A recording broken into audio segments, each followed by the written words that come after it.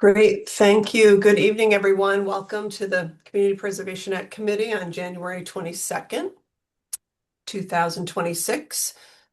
I'll call this meeting to order and welcome you all here for our second night of deliberations after a very full season with 16 proposals. I don't have any specific announcements. I don't know if any member of the committee or the town has any announcements. Then I think we can move along to approve minutes. We have two sets of minutes. Thanks to Tim and to Jason for taking care of those. And I think we should take them one at a time just to vote to approve or make any adjustments. We'll start with the December 11th, 2025 set of minutes that Jason produced. Did anyone have any corrections or changes to those minutes?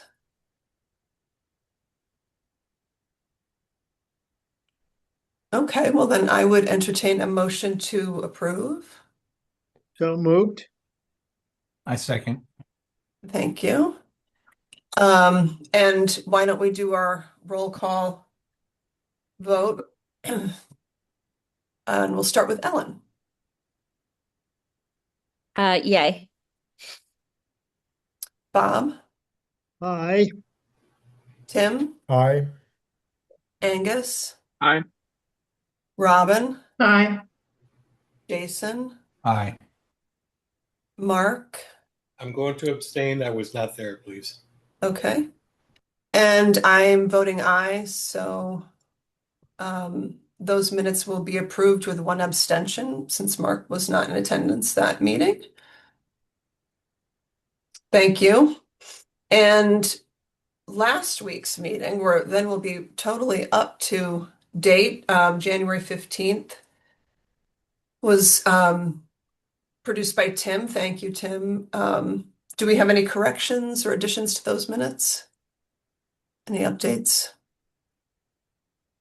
I just wanted to note that I put the link in. Thank I you. added those and I added that the staff members were present. I think that's all I did, but I just wanted to make Thank that. you. Yeah.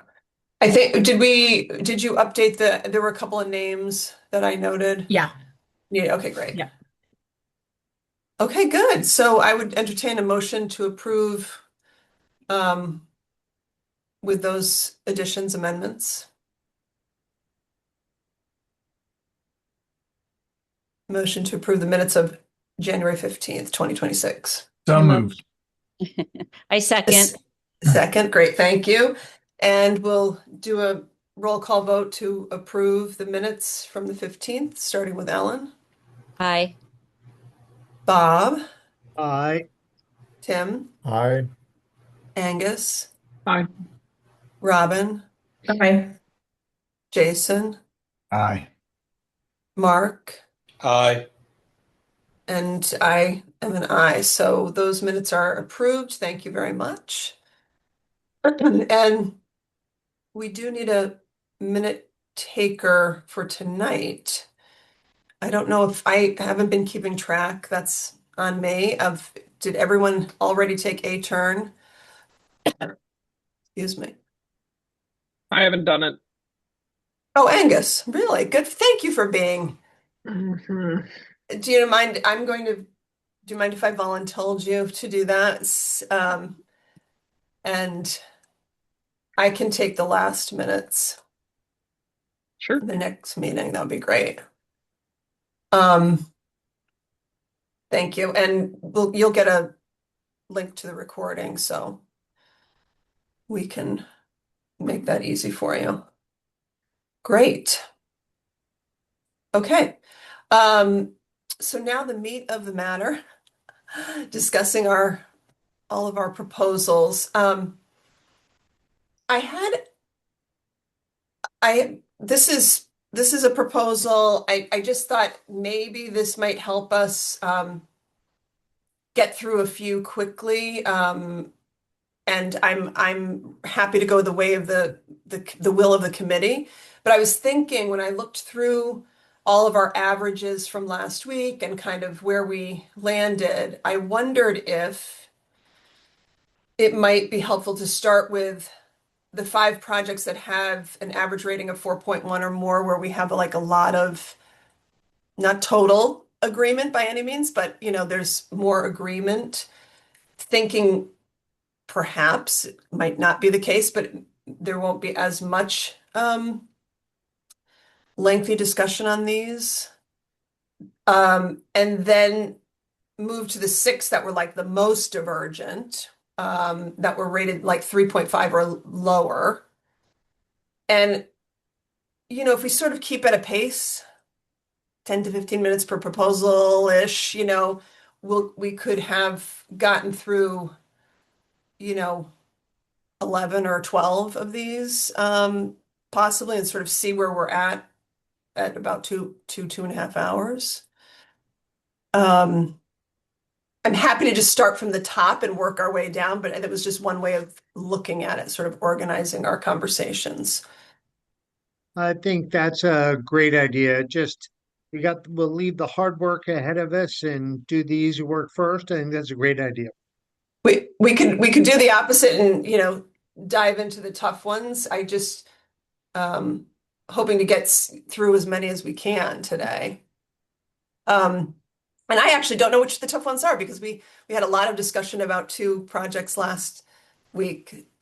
So we may have a lot of discussion about every single one of these. Leah, you have a question or a comment or a good suggestion? Well, I just didn't know if you wanted me to share the straw poll again. Oh, well, yeah, once we agree, then I think we should put that up on the screen so we can all be looking at it. Bob's in favor of this kind of structure of approaching the sort of the 4.1 and better, which is, I'll just let you know, it's the ACLT, the Land Trust, the Bathhouse, the Civil War tablets, Simeon Strong, and the part-time planning coordinator, housing coordinator. Those are the ones that we kind of had some similarities. Is that good to go with those? Okay, so hearing no objections or other fantastic ideas for how to approach this. I was hoping somebody would have like a brilliant, hack that we could get through this, but each one of these proposals, folks took a lot of time. They're working hard at them. They're really important to the town, so we want to give them the time and consideration. So, with that said, yeah, Leah, if we want to, Ellen, you had a question or a hack? I'm fine with that. I just wonder if we want to tackle hard ones first when we're fresh, as opposed to leaving them to the end of the meeting when we might be more tired and hungry. But just a thought. Great point. That's a good point. I'm recovering from the flu, so I might not be thinking straight. So that's, I'm happy to, excuse me, have a better suggestion. There's no right or wrong way to do it. It was just throwing that out there. All of them be discussed. So Yeah, I mean, I would concur that seems like might be a better approach to do the Okay. hard ones while we're fresh. Because Katie, as Great. you know, when it gets to 8 o'clock, we're, Yeah. Well, sometimes we're more efficient at 8 o'clock. That's true too. Out of necessity is the mother of all efficiencies. No. So that's fine. I'm happy to go along with that. And as I separated these out, there's still a few sort of in the middle. So, I didn't cover them all in those 2 groups. But so those that were sort of rated 3.5 or lower was the Historical Survey, the Jones Library, the Rec and Conservation signage, North and South Cemetery restoration, Goodwin Church, and pickleball. So why don't we start with those? And I had asked, based on some conversation last meeting, I had asked Robin, who's meeting with the Historic Commission, was meeting this week to talk about an approach to Goodwin Church, and she has an update on that. So actually, why don't we start? Oh, Robin, Go I ahead. keep seeing. Go ahead. Oh, did you have a question though? No, no, I mean, no, no. Keep going. Sorry, I'm looking at one screen and then I keep seeing your hand being raised. So, um, there was a question about Goodwin Church at the last meeting, and I thought we should just take that one because Robin has a proposal based on some information that she and the Historic Commission have for how to approach that particular proposal this cycle. And I wanted to put that in front of you all to consider.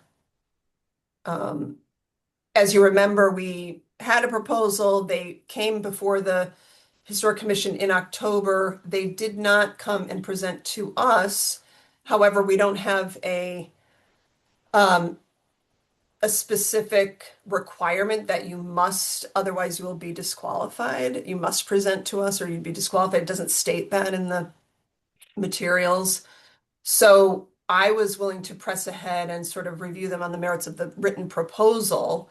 Um, but because of the application for historic preservation and the sort of challenges of the application, not maybe aligning quite yet with that historic preservation, we thought maybe we need to look at it slightly differently. So that I'll leave that to Robin to share and for all of you to discuss.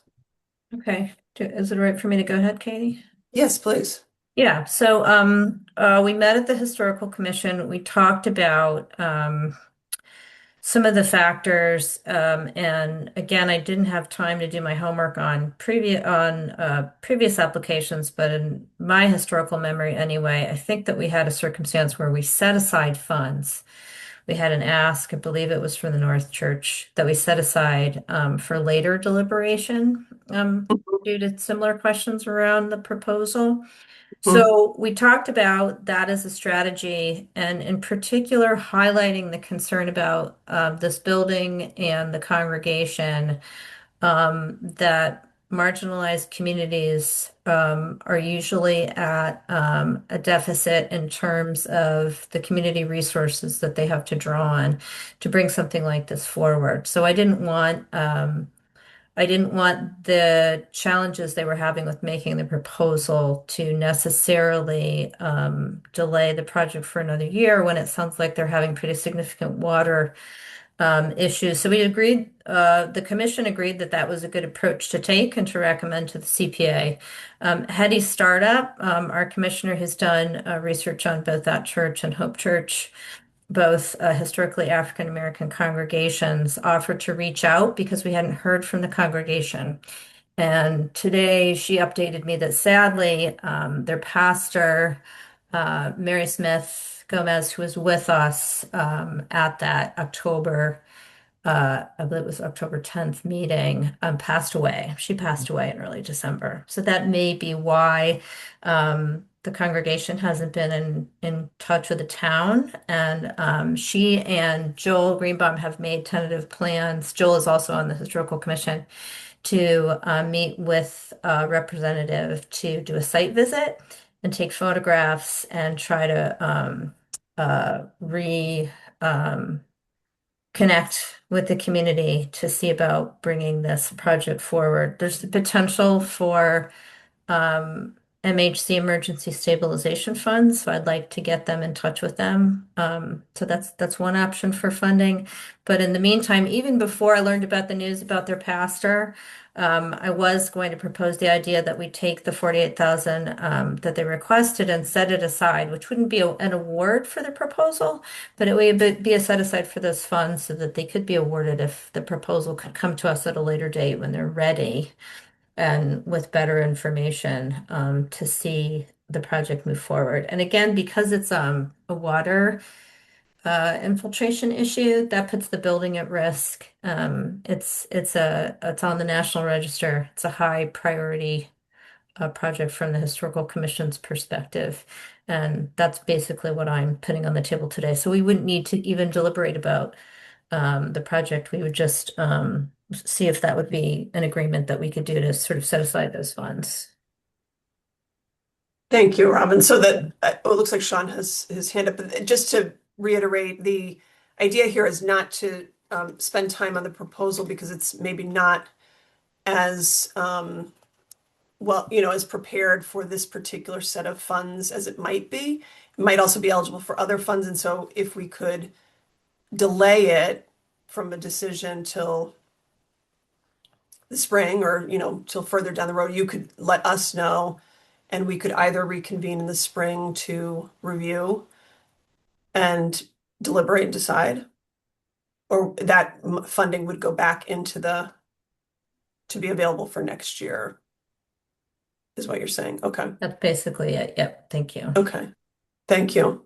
Sean, it looks like you had Just comment adding or- to what both of you said, which is that this group would have to recommend a budgeted reserve. So you'd be Yeah. setting aside some of your funds this year.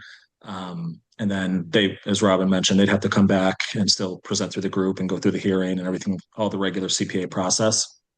But if you don't do that, then you can't really consider the project again until the next CPA cycle. So if you want to have the ability to, award the funds before the next CPA cycle, which would really push it out quite a ways, Robin's approach makes sense. Yeah, that's a great way to frame it, Sean. It's really, that's the decision for the committee is we could vote yay or nay today to fund it. I think based on Robin's recommendation, it doesn't feel like it would be, it doesn't sound like the Historic Commission is thinking that it's ready to be approved. So we would probably have to deny it, which means that the funding for CPA, they'd have to come back next year and that wouldn't be available till July of 27 for this to attend to this water damage. So this is just a possibility of getting them funding earlier than that to deal with it. Should the Historic Commission be able to work with them on this? Yep. So any reaction, comments from the committee or questions? Or a proposal? Yes, Ellen. Would the church have to reapply and resubmit an application then? The way we did it with North Church is that we worked with them to revise the application to Okay. better meet the historic needs, the criteria for historic preservation funding, and put a plan together to help them achieve what they were trying to achieve. And that's what we came back and we, as a committee, we sort of finished our deliberations. We presented our recommendations to the town, and then we came back with that reserved funding and made another round of recommendations to fund the North Church. That's how we did it last time. Angus. Yeah, I guess if this is something this committee has done before, then I'm open to the idea. I don't like it. I feel like the town works with applicants to try and help them get their proposals in shape. We gave questions ahead of time that they did not respond to. So I don't love the idea of creating special dispensations, especially for primarily religious communities. But I hear what Robin is saying about the nature of this project. It's not a ton of money, but at the same time, I guess I'm just uncomfortable with creating a separate process. And it also feels a little bit like it would be a fait accompli, that if we'd be voting to set aside the funds, I guess we could, if they don't bring anything, choose not to do it. Right. But if they did bring something, it feels like we'd already have set aside the funds. It would be difficult to say no. So I'm a little uncomfortable with that as well. Thank you. Tim? I would echo those comments. I also hesitate to, right now, at the beginning of the process, before we've even discussed all the other projects, we're so tight with money, I do not feel comfortable in making that decision right now. Okay. I would suggest we wait to discuss this at the end, and if we really feel we have some money we can set aside, fine. If we're really, really tight, I'm not sure I would agree with doing that. Yeah, that seems like a good proposal. I don't think we have to decide. We're not deciding anything this minute anyway. We're just Okay. deciding whether or not to discuss it, and decide to go forward or to set aside some funding. So if we could wait till the end to have that particular conversation.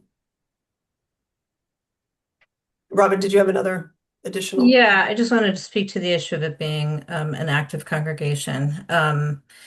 It's challenging sometimes to separate the two, but the guidelines are generally around CPA funding for active historic congregations is to see not the church. It's challenging, but not to see the church congregation as the recipient, as sort of a default recipient of the benefit of it, but it's the building that is maintained as part of the historic fabric of town going forward in time. So as long as that the funds are not used to promote the mission of the church or the religious entity, that funding is allowed, and so we could view it as any historic building that's under threat of further degradation due to weather intrusion.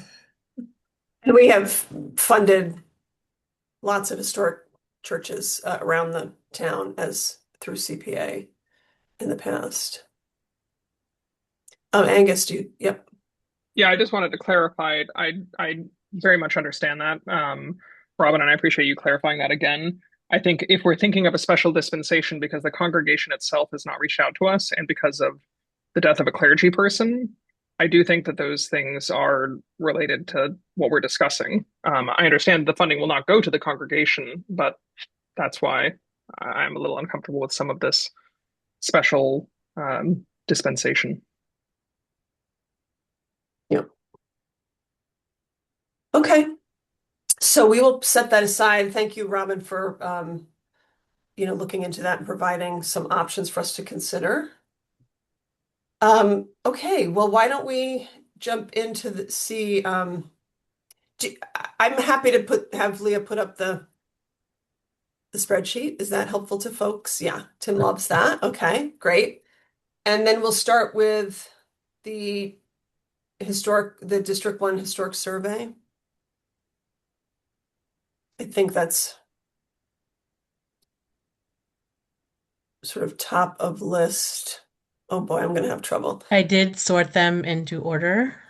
Oh, So highest wow. lowest. Thank you, Leah. All right, so then let's start with wait, hold on. So should we start based on Ellen's recommendation, start at the bottom? Yes. Let's do it. Yeah. Okay, so I'm looking for committee comments, pro, con, how you're thinking about and how you would like to lean to vote for the Mill River Passive Recreation History Survey. Robin. Okay, glad we are starting fresh on this one. Okay. The Historical Commission did not give let me just look at my notes here, did not give a position on this in terms of high, medium, or low. Basically based on the nature of what was proposed in the budget. In further discussions with Brian Harvey and I emailed back and forth, and I think I mentioned in previous meetings here about the potential so this project involves, all right, I have to think about how I'm going to present my argument here. This is a request for historic preservation funds. The work that is being undertaken is research. The way that we get to research supporting historic preservation funds, by my read, is through guidance that I have from my files from many, many CPAs ago about basically documentation of historical resources that helps the town manage existing historical resources is an allowable use of CPA funds. So given that that's the case, and we talked about one of the kind of gold standards for a town being able to manage its historic resources is to have an up-to-date Macris inventory form. So, for example, right now, the Historical Commission has before it a request for demolition of a property in East Amherst, and we have an outdated form, so we need to do some more research for it, which is, adds time to the process. So, updated Macris inventory forms are a useful product that could come out of this proposal. So from my perspective from this profession, my recommendation was that we make that a condition of the funding. And Brian sent to me a spreadsheet of resources where I tallied 39 existing historic properties that have outdated forms that need updating. And the preparation of a Macris form in a large survey that's funded through the state could be about $300 for a form. It could also go up to about $1,000 for a form, depending on who's funding the production of it. So, Robin, I'm sorry to interrupt. Can I ask a quick question? sure. It sounds like you're talking about number 4. Oh, are Proposal we number not 4 talking about, I'm sorry, are we Yeah, talking about I was signage? wondering the same thing. This is under recreation. My bad. Okay, just take all that, Sorry. shelve it. Or I could just keep going and we could finish with that one. I'm not sure where that is in the ranking. Well, so I'm sorry. I thought we had discussed. I'm having trouble with the reading. And so Lee, I would need your help in sort of guiding us to like what is the first one we should be talking about. I thought it was Yeah, it's the because historic. they both start with history of the Mill River, and so I jumped in. And originally it was under historic preservation, and then it went to the committee. Right. They decided So to I am do talking about recreation. the one Yeah. that is about midway through the pile. Yeah. So So this if is I- the recreation one for 85,000. And Right. did we not speak about this last time? We talked about We did. the, We did talk about it. okay. So I wasn't going to talk about that again or the slate roof in the bulk of today's matter. I mean, we certainly are going to have to go back to those to kind of put a fine tune on it. Is that okay with all of you? So then I guess what we're Right, saying is Katie, can you clarify? We're still deliberating projects similar to what we did last week, correct? yeah, we're going project by project. And we have reviewed 2 projects to date, the slate roof, and I thought, I could be wrong, I haven't been feeling well, but I thought it was the signage for the Mill River. Is that, Leah, can someone verify that's what we, Yes, that is correct. Ellen, thank you.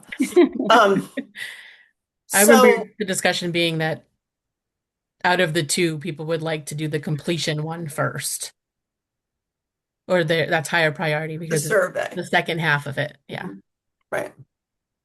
And Jason, yes, we are going to talk about each one. What we were trying to decide is the order, and maybe I got everyone too confused by trying to divide this up, and I'm just not as able to see this version that is in front of us. So the one the we can second just start from the top. I'm sorry. Okay. If we start at the top, we have the highest ranked Okay. projects, and the bottom we have the lowest ranked. And my apologies, I jumped in because I thought we were talking about the survey. The lowest ranked one was the passive recreation. The next lowest ranked one, Katie, is the Jones Library restoration and preservation. Okay. So I see that Bob and Tim have their hands up. Do you have a recommendation for, I'm going to propose that we go to the Jones Library. Uh, Bob, I yeah, I was just going to say I took the minutes last time, and regarding the North Amherst projects, the committee agreed that we were preferring to do the study before we did any signage. And we've already discussed that. So I would suggest we not discuss that any further right now. And so if you want to go to the keep Jones going. Library, that's fine. Okay. Thank you, Tim. I appreciate that. Bob, did you have? Yeah, question, do we want to give any consideration of partial or full funding in this element of the discussion, or leave that till later? I think it's fine to sort of naturally talk through, like if folks in their conversations say things like, I really want to support this Jones Library project, but only X and for this amount of money, that's a great way to get conversation going in deliberations. People can react and respond to that. I don't think we need to put any money into here unless there's a lot of consensus, right? And that would be great to start getting a shape of like, oh, we're heading in that direction, you know. Does that sound okay? Yep, sounds good. Yeah, so please feel free as you're going through your comments. Excuse me. I mean, in my own, rankings, I was trying to play with different dollar amounts. So you're welcome to share that. I know last week Tim said something during the slate roof of like he wasn't necessarily in favor of bonding. He had a proposal for, funding the whole thing outright. So, when we get down to it, we can have that, we can have continued conversation about that. Okay, so it is 6:30 and we're thrashing about here. So I would, I think we should. I highlighted the ones that we've discussed already, so Great. maybe that'll help a little. Oh, Can you see them? Can you not see all of it? I'm just the screen that this is on is just very small, so I apologize. Okay. I see that you put green and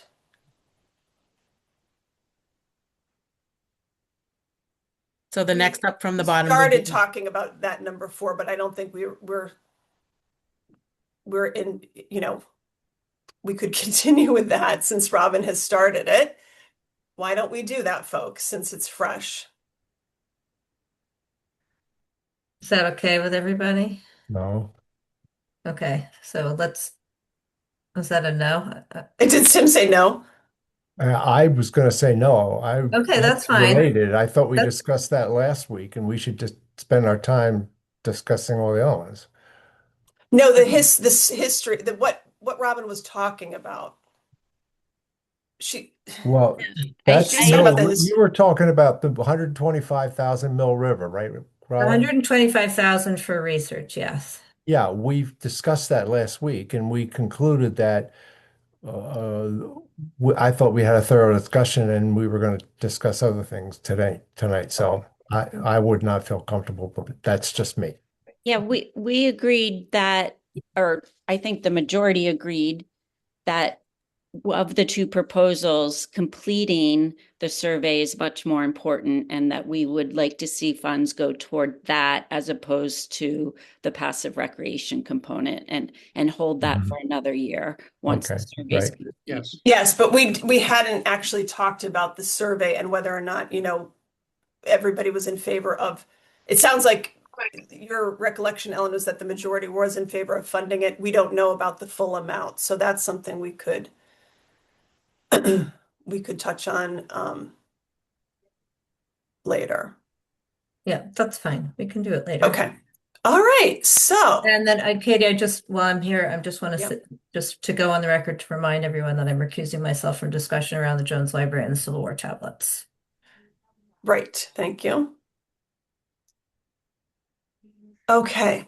So apologies for the confusion here. So I think we are now going to start from the bottom. And the next one is the restoration and preservation of the Jones Library request. So I would take committee member comments for, against, and again, if you have some suggestion around the amount, please share. And Angus, you had your hand up first. Sure, I can start us off. Yeah, I rated this pretty lowly. I know that the CPA gave the Jones Library I think over $1 million last year. And I guess I'm getting a little bit concerned that every year the Jones Library could come back asking for $1 million. It was actually $1 million in 2020, Angus. Okay. Oh. Yeah. Okay. The debt, there's not a debt that we're paying on.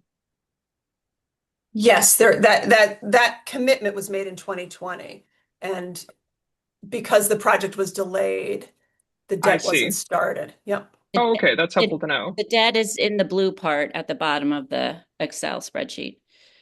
Okay, I'm sorry, I didn't realize that it was approved in 2020. Yeah. So, regardless, I'm not wild about the idea, especially when there's so many other more pressing projects, that large capital projects that need work. And I'll also just say that the town is committed to this project, and other projects the town hasn't necessarily committed to, like the War Memorial project, which is a much higher priority from all of us. So I would be. I know we've gotten a ton of support, a ton of opposition to this particular request, but I just think if we didn't have $4 million more requests than we can really spend, I'd say let's go for it. But I'm concerned that there are higher priorities. Thank you, Jason. I echo a lot of what Angus said, and I also have some, I guess, concern about the fact that this money is part of the $46 million budget. And then, we have 15.8 million roughly from the town. So if this money is fully funded at the let's just call it 1.25 million, does that increase the amount from the town from 15.8 to, 17 something? Does it decrease it by the 1.25 million? And then this is from the Jones Library Inc.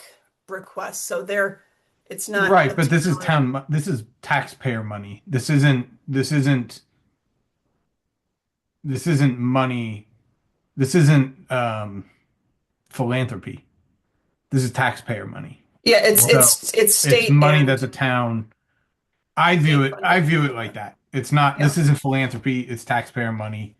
So, it's in effect town money, and that may not be the right way to look at it. And I'm open to being told why that's wrong, but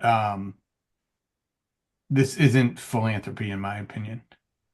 So I also have some issues with the way that the previous money was spent,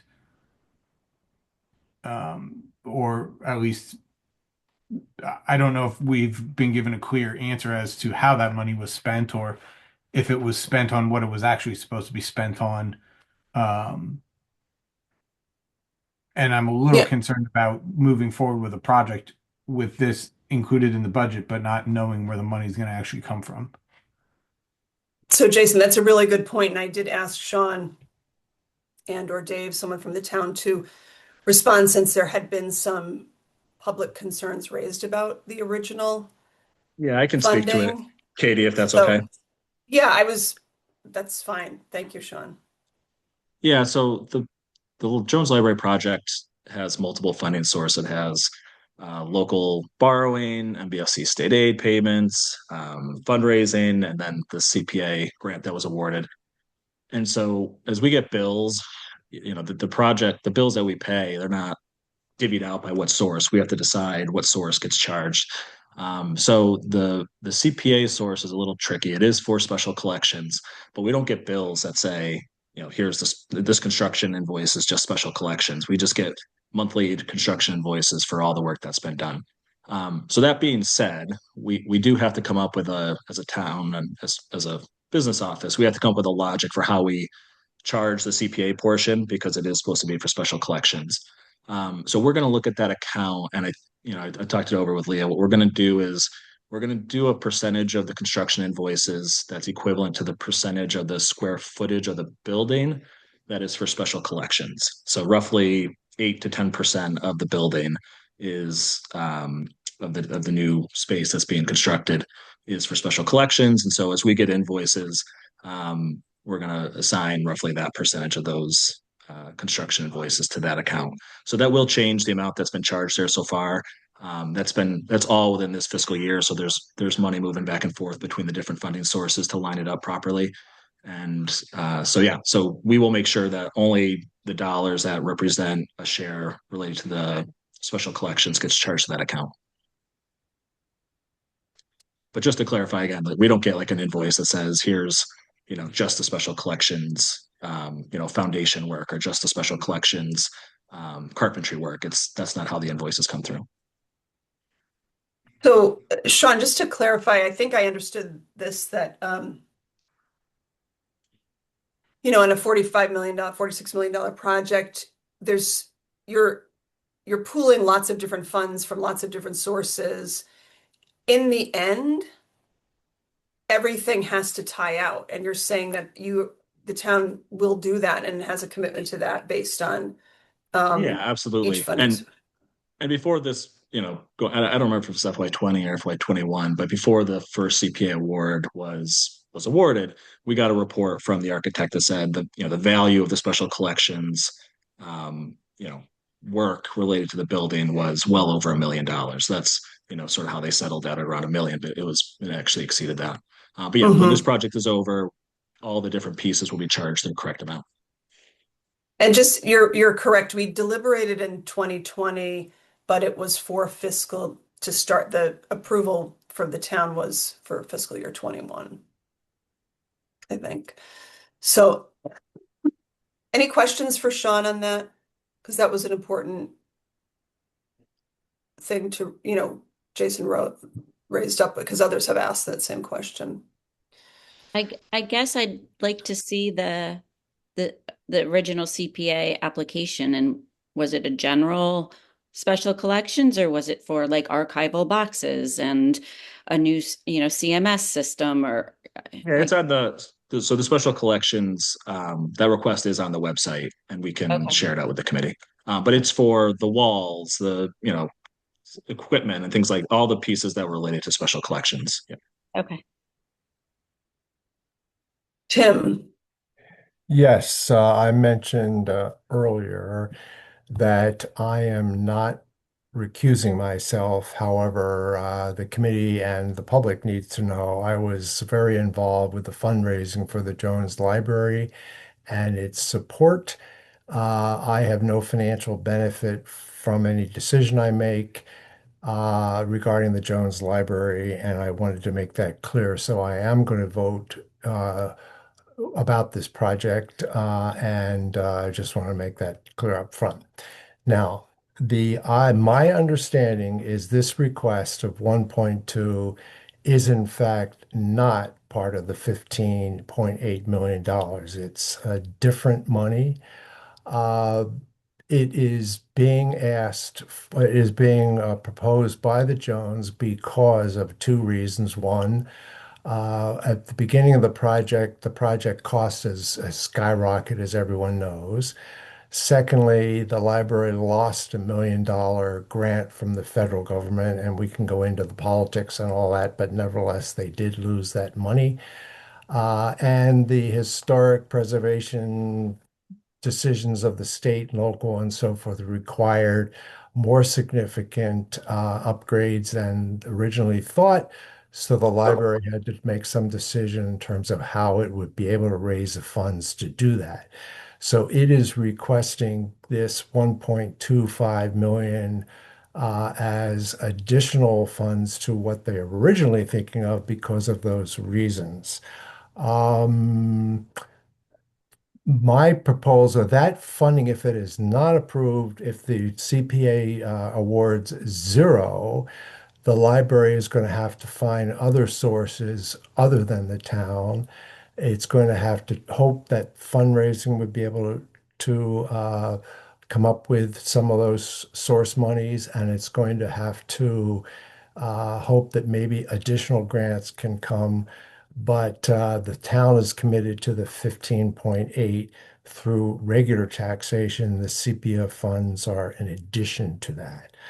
I am going to propose, and just I'm not going to do it right now, but I think this is one of my criteria for approving CPA requests is the number of people that are affected by the project. I give less weight to projects that affect only a small area of the population and significant points, if you will, for projects that affect the great majority of citizens of the town. And I think that Jones Library falls into that category. So I strongly feel we should support the Jones. I'm not comfortable with the total dollar amount simply because of the number of other projects and good projects we had this year. So at some point, I think we should, as a committee, make some decision to approve funding, but at a lesser amount. I'm not prepared now to propose what that lesser amount would be. And those are my Thank comments. you, Tim. Yep. Ellen, Oh, I'm calling just I think because you Jason haven't- was before me. I know, but you haven't spoken yet, so I'm going with folks who haven't spoken. Yeah, just following up on what Tim said, I do think we should consider that $1 million fund federal grant was taken away. And I also agree that we could consider different aspects of funding this. I know the Historical Commission recommended funding all the interior woodwork or millwork and the outdoor trim work, but probably not the windows. And there was some question whether the windows fell under historic preservation, even though it was required to do the windows by the state historic preservation. So, I would like to, I agree. I think the Jones Library is, integral to our town and the well-being of its citizens. And so I know it is a lot of money considering that we don't have enough to go around this year, but I'm just putting out that we could look at it piecemeal as opposed to as one giant lump sum. Okay, thank you. Jason, if you don't mind, I'll take Bob's and then come to you. Just very quickly, I think the amount is very big and bad timing, given our limited resources. I think the argument about federal funds being withdrawn, that really is a big pool effect on all the funds that we have to allocate. So I don't think that's necessarily exceptional. I think a lower amount, a substantial lower amount, I would be much more supportive of than the full amount. Thank you. Jason. Yeah, as far as something that Tim said, and the project that these requirements are way more than was originally anticipated or were thought to have been necessary when putting the original budget together. That's where like I get pretty queasy with a $46 million project and then like, oh, we didn't know we were going to have to do the slate roof, or we didn't know we were going to have to do this historical preservation. Like, that's a lot of money and a lot of stuff to be surprised by after this project is, in my opinion, has been like rammed through. And then I know there's a lot of backstory, and this is a project that is like 10 years in the making or more. But the way that it was, at least for the time that I was here, the way that it was presented, it just seems like I doubt that the $46 million is actually going to be the cost at the end of this project. And given that it's like a third, that the request is for a third of the amount of money that we have to potentially allocate to projects, it's a really big ask, and I'm not comfortable with like the planning and this notion that it was kind of a surprise that this had to be done. And if it is a surprise, that's just really bad project Yeah. management. Thank you, Jason. I'm not sure, I'm not going to speak for Tim, but my understanding was that the costs increased due to cost increase, not a surprise need, but more like over the course of, as you say, 10 years, not that it was rammed through, but like this has been a long ongoing project through COVID that then, prices obviously for all of us have changed dramatically. But that's my perspective. I'm just looking at I want to get to Angus and just looking at our time. It's already almost 7. So if we could start, I want to make sure everybody gets a chance to speak to this, and I'll share my comments after Angus. Sure, it's very quick. It's a question for Tim because I found that helpful to get a sense of how this is falling for the library. So this historical work has to happen regardless of whether we fund it or not, correct? Yes. Yes. Yeah. Okay. I think that's helpful to know. And I think the only other thing that I would say is that it's tough. The town has a lot of deferred capital projects that need attention. And the Jones Library was one huge one, the elementary school, the town hall, slate roof. So it's tough. It's going to be a tough decision. Thanks. Yeah, thank you, Angus. I appreciate that. And I think I just would say for my own sake and my own perspective, having been on this committee for a while, I do I was thrilled last week when Sean told us we had more money because I do think it gives us a little bit more flexibility, especially if we use some borrowing power. I think we can do a lot more. And I think this particular project, while we may not be able to fund the full amount by any means, I think we can, as Bob said, provide a significant amount of funding to continue to support this important project for our town. And so I would be in favor of funding it, but perhaps a portion of what's been requested. And as Ellen said, the Historic Commission had a recommendation. I don't know if it was tied to actual dollars because I have looked high and low for that. It was tied to the type of work.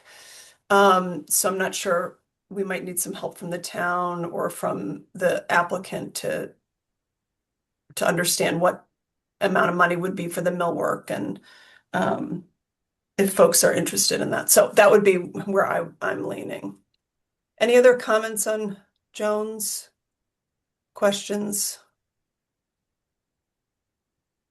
Okay. Great. All right, moving on. It's pickleball, is that right? Yes. Okay. And it looked like we had, a few 1s and a 5 and a 4, it was a little bit all over the place. So if folks could, if you're on the 1 vote, if you could let us know sort of how you're feeling, or on the 5, then that would be helpful. All right, great. Bob, start with you. I'm not against pickleball. I think it's a great sport. Again, this is a timing issue, bad year to apply. I also think it's binary. It's either all or nothing with respect to this project. And Dave, you might be able to correct me on that. And the last thing is we have so many recreational facilities in this town that need tuning up, that to add another one to the capital expenditure moving forward, another asset to be maintained, just seems a little profligate right now. Thank you, Bob. Jason. I echo what Bob said, especially about the fact that we have a lot of facilities and seems like it's always a struggle to actually maintain them and to pay for their maintenance. Um, as well as the kind of all or nothing aspect of this project. I also ranked it at a one because we currently have pickleball courts up at Mill River, or at least relined tennis courts at Mill River that seem to be working. And I believe Dave said there have not been any noise complaints. Um, there's also a league. There's Hampshire College. There are places for folks to play, albeit they're not necessarily owned by the town or, I guess free of cost. But other than the ones at Mill River. And again, again, I agree with Bob as far as the timing. It's a big ask for projects whose costs, like half of the cost of the project, were like in the access road and kind of in the site choice, as opposed to like the pickleball courts themselves were not nearly as much. So I think that the siting of it at uh, Grove Rough. Park adds a lot of cost to it that is um, not going to be borne out in any usable feature. It's just based on the site. Uh, so those are the reasons why I give it a one. Great, thank you. Appreciate that, Robin. Yeah, I give it a 4. I think based on the fact that it had huge community support came before us in a prior year, a lot of work put into figuring out a site, but a particularly bad year to be considering that amount. And then I was just curious. So 4 instead of a 5, thinking maybe this could be a project that's postponed. But my other thought is there outside community fundraising that could go into reducing that figure? So you're in favor, just to reiterate, you're in favor. I'm in favor of it generally. I don't think it's a great year Yeah. for it, and I wonder also, given all the projects that are before us and the potential for further bonding, whether there could be outside funds access to Yeah, bring yeah, that ask down. yeah. Either, That's, yeah, in a future I year. think, sorry, Robin, I interrupted you. I was just going to say that I similarly felt that having seen this come before this CPA before, and I'm in favor of having beautiful pickleball courts, but it is a tough year, not as much funding to go around. It's a big number. So could it be put off for a year? Could it be reduced? I think there's be a lot more interest in community fundraising for pickleball than there is for, say, a slate roof or say, there's this cemetery renovate. I mean, there's some things in here that are just so much harder to find funding for, period. And the CPA is really the place. So I just wonder if that's if pickleball could be a shared, um, if there could be other private funding for that or other grants. Any other comments about pickleball or if you were voting for it today, this minute, would you be voting in favor or a portion or putting it off? Hearing from Jason and Robin, anybody else? Bob said something. Jason? I would be in favor of potentially voting for a lesser amount, a sound study or something along those lines, A which I believe they piece of said the the sound project? study's already being done. Piecemealing it as opposed to the all or nothing aspect of it. Okay. Thank you. Angus? Yeah, I think it should come back in a future year. Okay, thank you. Tim? I agree. There are other alternatives for pickleball. It'd be great to have it, but this is not the year. Okay.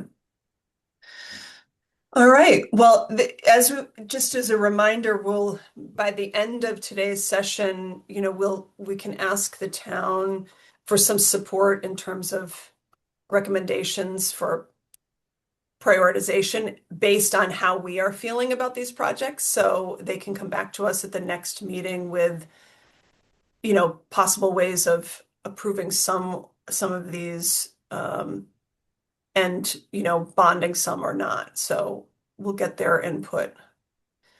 Picked the wrong time to be late. And Oh, is that Jonas? Hi. yeah, so sorry. Completely spaced on every reminder everywhere on my computer, That's- my phone. Um, and so I don't know that I can even weigh in at this point. You've obviously have mulled this over, and my initial 5 stands, but I don't know how much weight that would even have at this point. So Well, we're not making any decision. We're hearing everybody's input so that we can Right. make a decision at a later date. So if you but it seems like you've would done like, that study. You've kind of yeah, yeah. So okay. I would like to hear why Jonah's rated it a 5. they've been asking for this for 2+ years. We've exhausted just about every site. We did Stanley Park. There was people saying it's too close. There's a lot of people are asking for this, and this seems like a great site. And David and Amy have done a lot of work on it. The rec committee is in favor of it, and it seems like it's especially the sound part of it has been with the sound study will be taken care of, and that seemed to be the biggest practical obstacle to finally getting pickleball in Amherst. And this site, we think, solves that. So um, that's why I support it. Thank you. That was very helpful. Dave, did you have a comment? Yeah, completely understand from a staff standpoint, the year you are all faced with and all the demands, all the great projects that are before you. I did just want to clarify that this is kind of, I think it's golf or nowhere. I just want to be clear about that. We're Yeah. not looking at any other sites. The reason we chose golf, and yes, it does add considerable cost, is to have the pickleball courts be, 500 plus feet away from the nearest neighbors. So you just can't achieve that anywhere else at any other recreation area, any other piece of town property. So, if it's another year, maybe, but as committee members have commented, there are other options for pickleball players, both private and public in surrounding towns. But I think, there might be some private fundraising opportunities. So, I heard the comments on partial funding, but yeah, I just mainly wanted to comment on, it's scroll or I think we kind of move on to other priorities within the recreation space. As Bob and others have said, there are other needs out there at other recreation areas, and we might have to just prioritize those. But we'll see how your deliberations go. Thanks. Thanks, Dave. So what I heard is if folks are thinking, gee, I'd like it to be somewhere else, it's not going to be somewhere else. This is what the town has spent a huge amount of time figuring out the best possible scenario. So the question would be, can it be done next year versus this year? Could it be done with less money and some private support? Not where it's going to be. Yeah, I mean, we could possibly come back next year, but I just don't know what the priorities will be. But, Yeah. again, you're faced with limited funds and very good projects, very worthy projects. So if that's the decision of the committee, then we'll move forward. Okay. Thank you. Okay, any other questions or comments? Okay, thank you all. moving on to the North and South Cemetery restoration, the $100,000 request for headstone repair and preservation. Robin, you can start us off. Yep. This is a medium priority from discussion at the Historical Commission. We've made great progress in headstone restoration. It's a hard year. It's the other projects that we see before us have a higher priority. So we would still want to see this work continue, but we understand if maybe a partial award would be more appropriate. So that's basically that. If anybody has any questions about cemetery headstone restoration, they can ask me.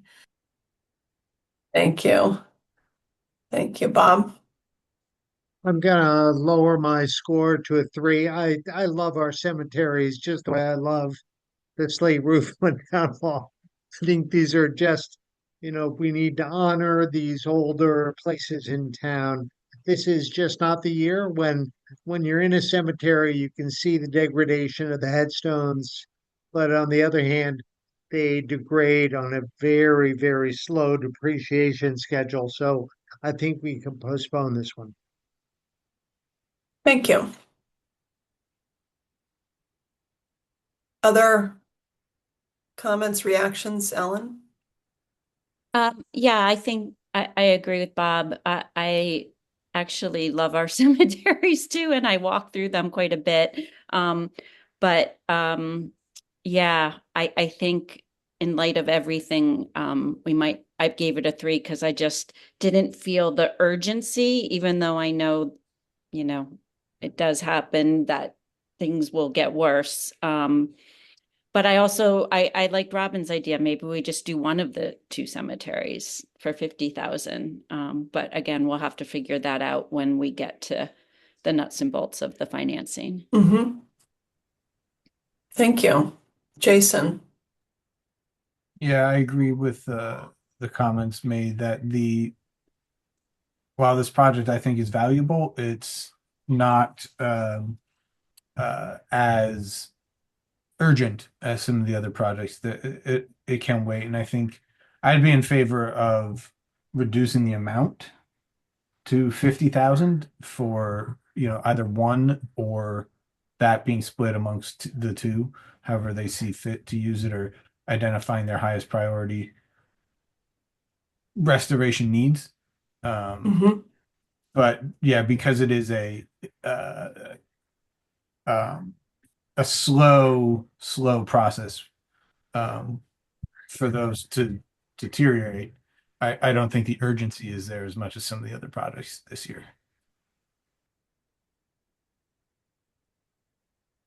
Okay.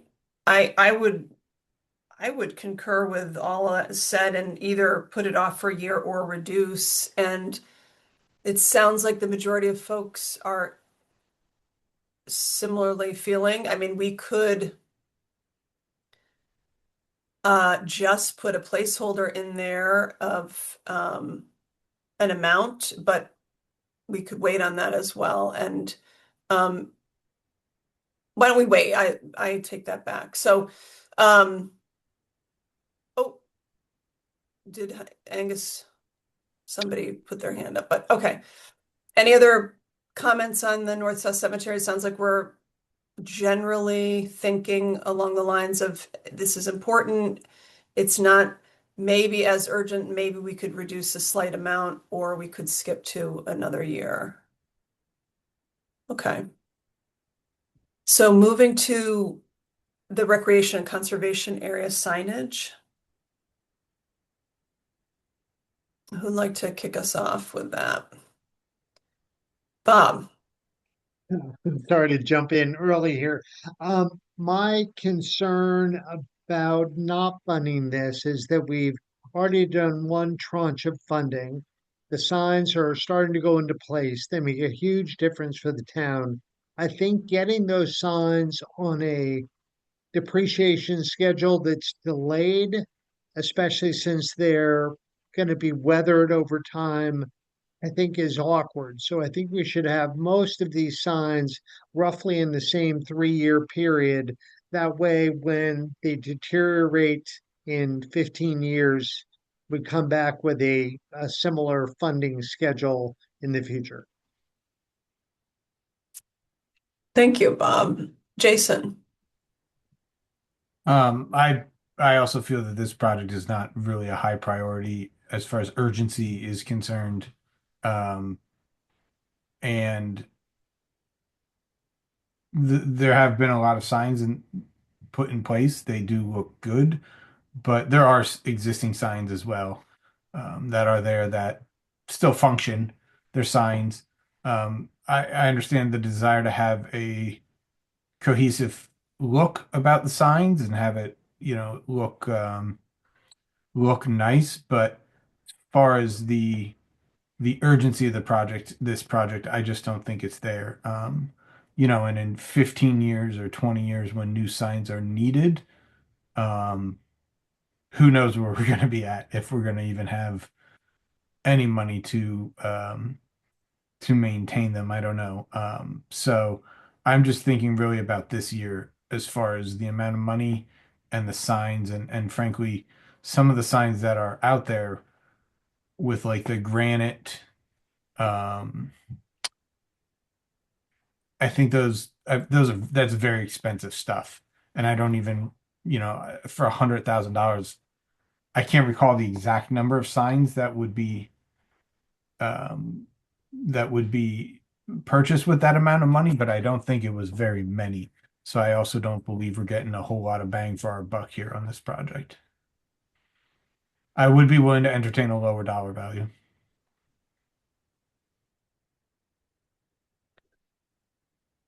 Thank you, Tim. Yeah, I thought I'd make a comment since I'm the other five on this rating. I must admit, I'm a big sign guy.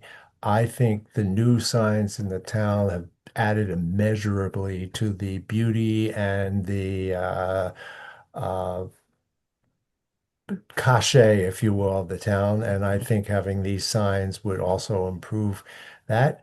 And I think it's one of those projects where we've started it and I'd like to kind of continue it and I weigh that too in terms of providing new funding. So that's the reason I gave it a 5. Great. Thanks, Tim. Jonas. Yeah, just I guess a point of clarification or question. The prior design work has been done. Is that right? A prior Yes. round of CPAC has resulted in design. hmm So would there be a risk of pausing, as some are suggesting, and having the fabrication wait a year? If there's none, then that maybe is pretty important.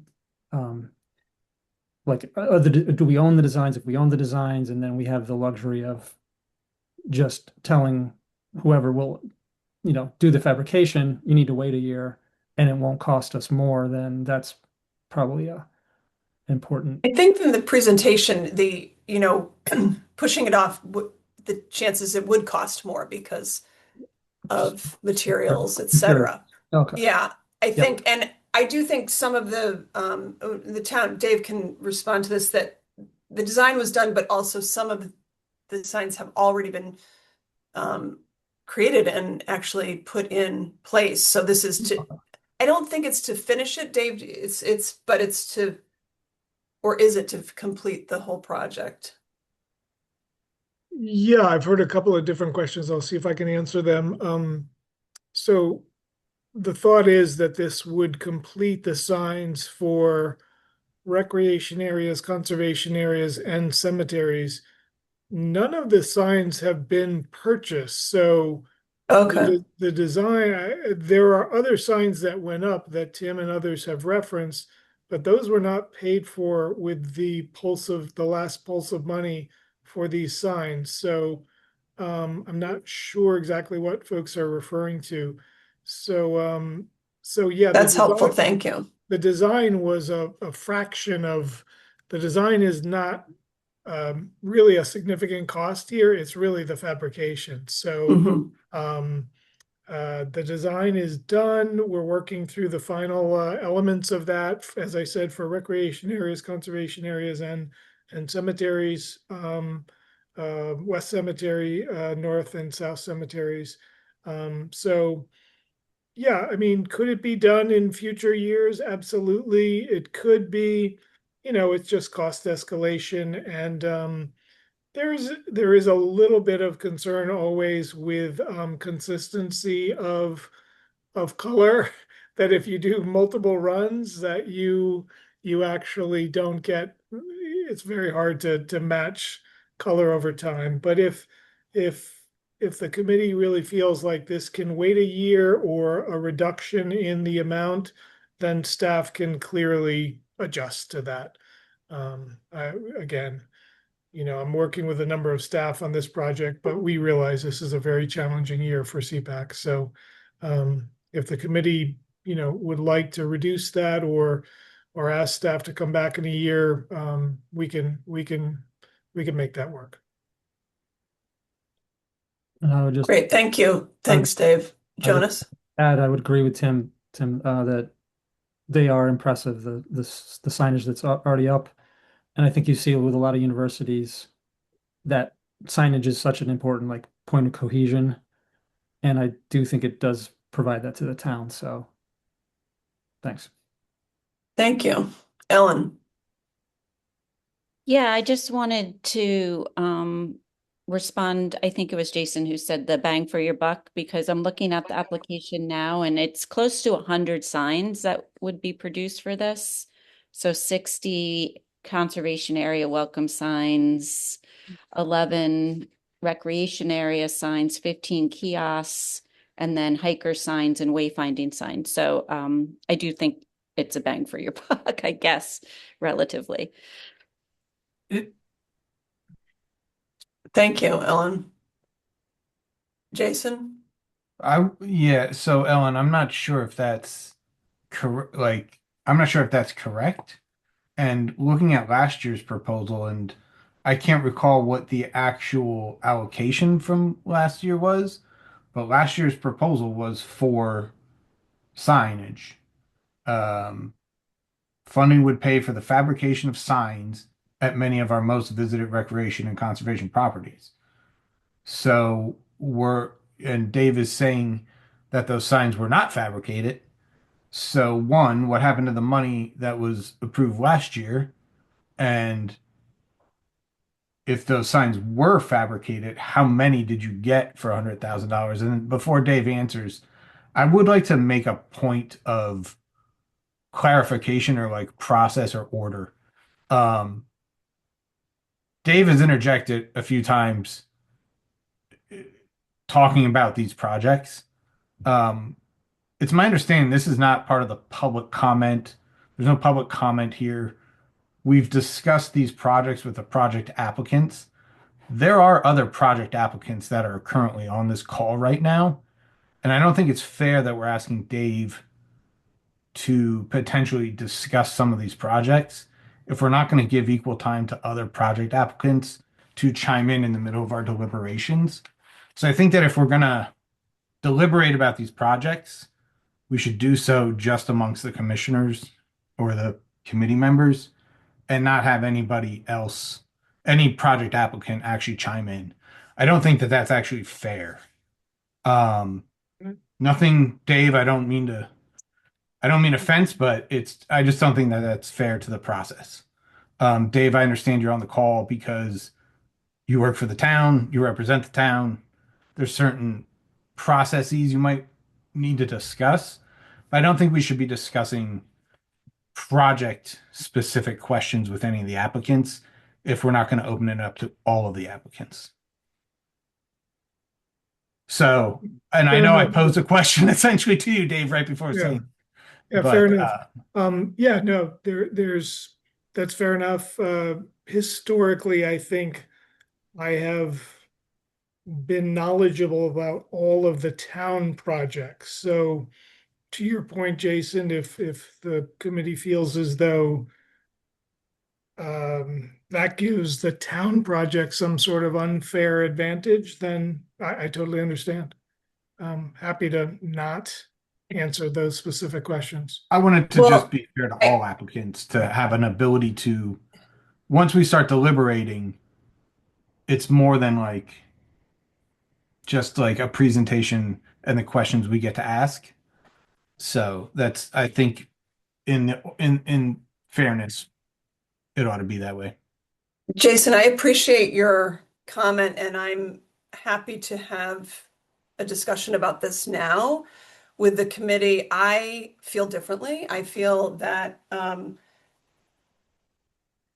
Dave and Sean are our resources to help inform us about all the projects, not just the town projects.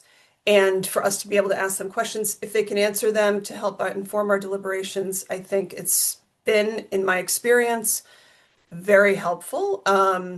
And they also are representing the other applicants in various ways and can answer a lot of those questions. So I don't feel as strongly as you do about that. I think it's really helpful for those of us as lay people to get the information that we need to make informed decisions.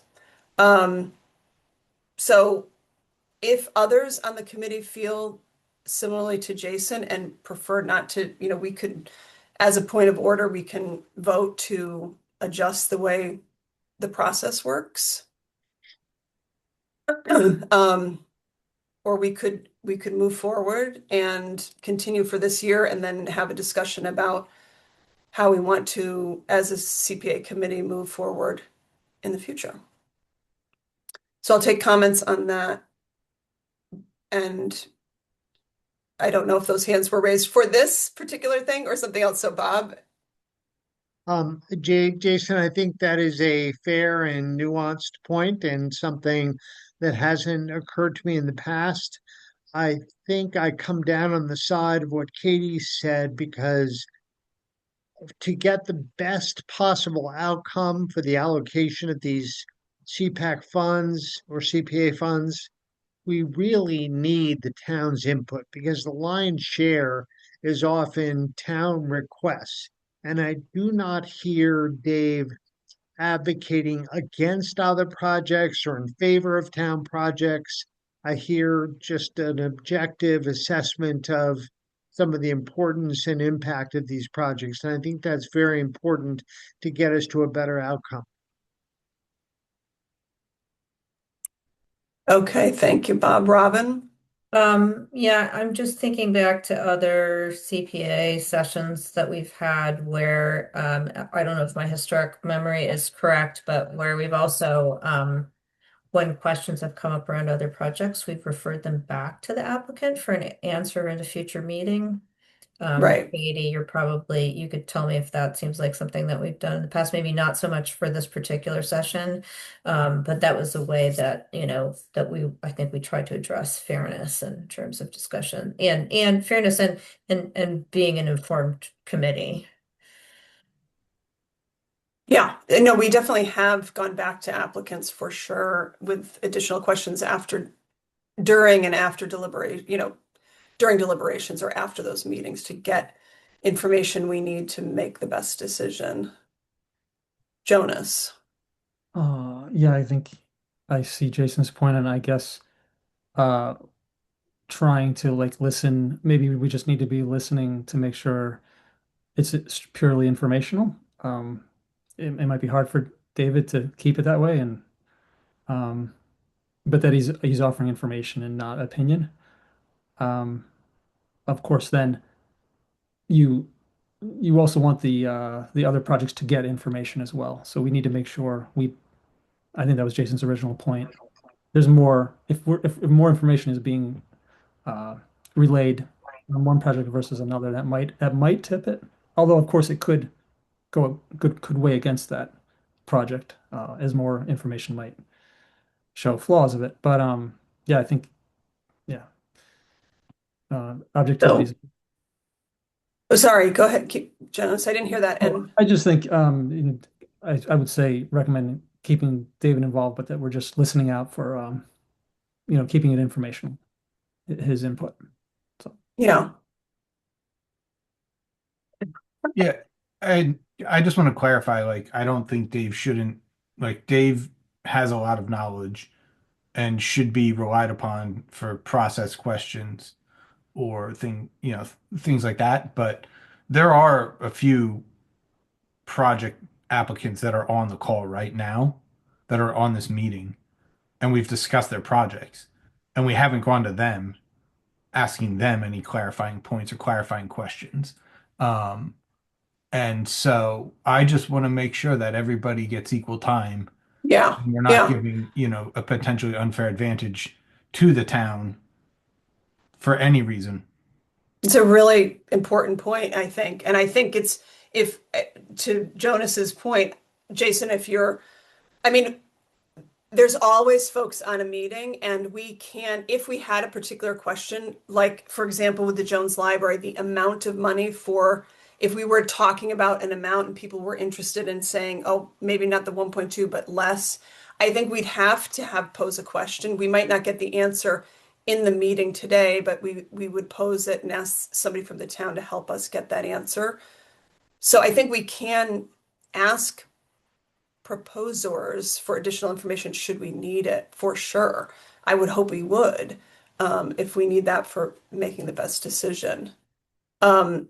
And I think it's really important. We want to be obviously fair and equitable in this process as best we can. And also have as much information as we need. So it sounds like with that,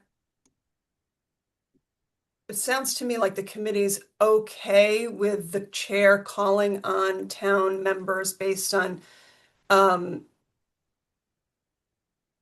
getting additional information for the deliberations, but that we also make sure that we're being fair and affording that opportunity to others through if we need additional information.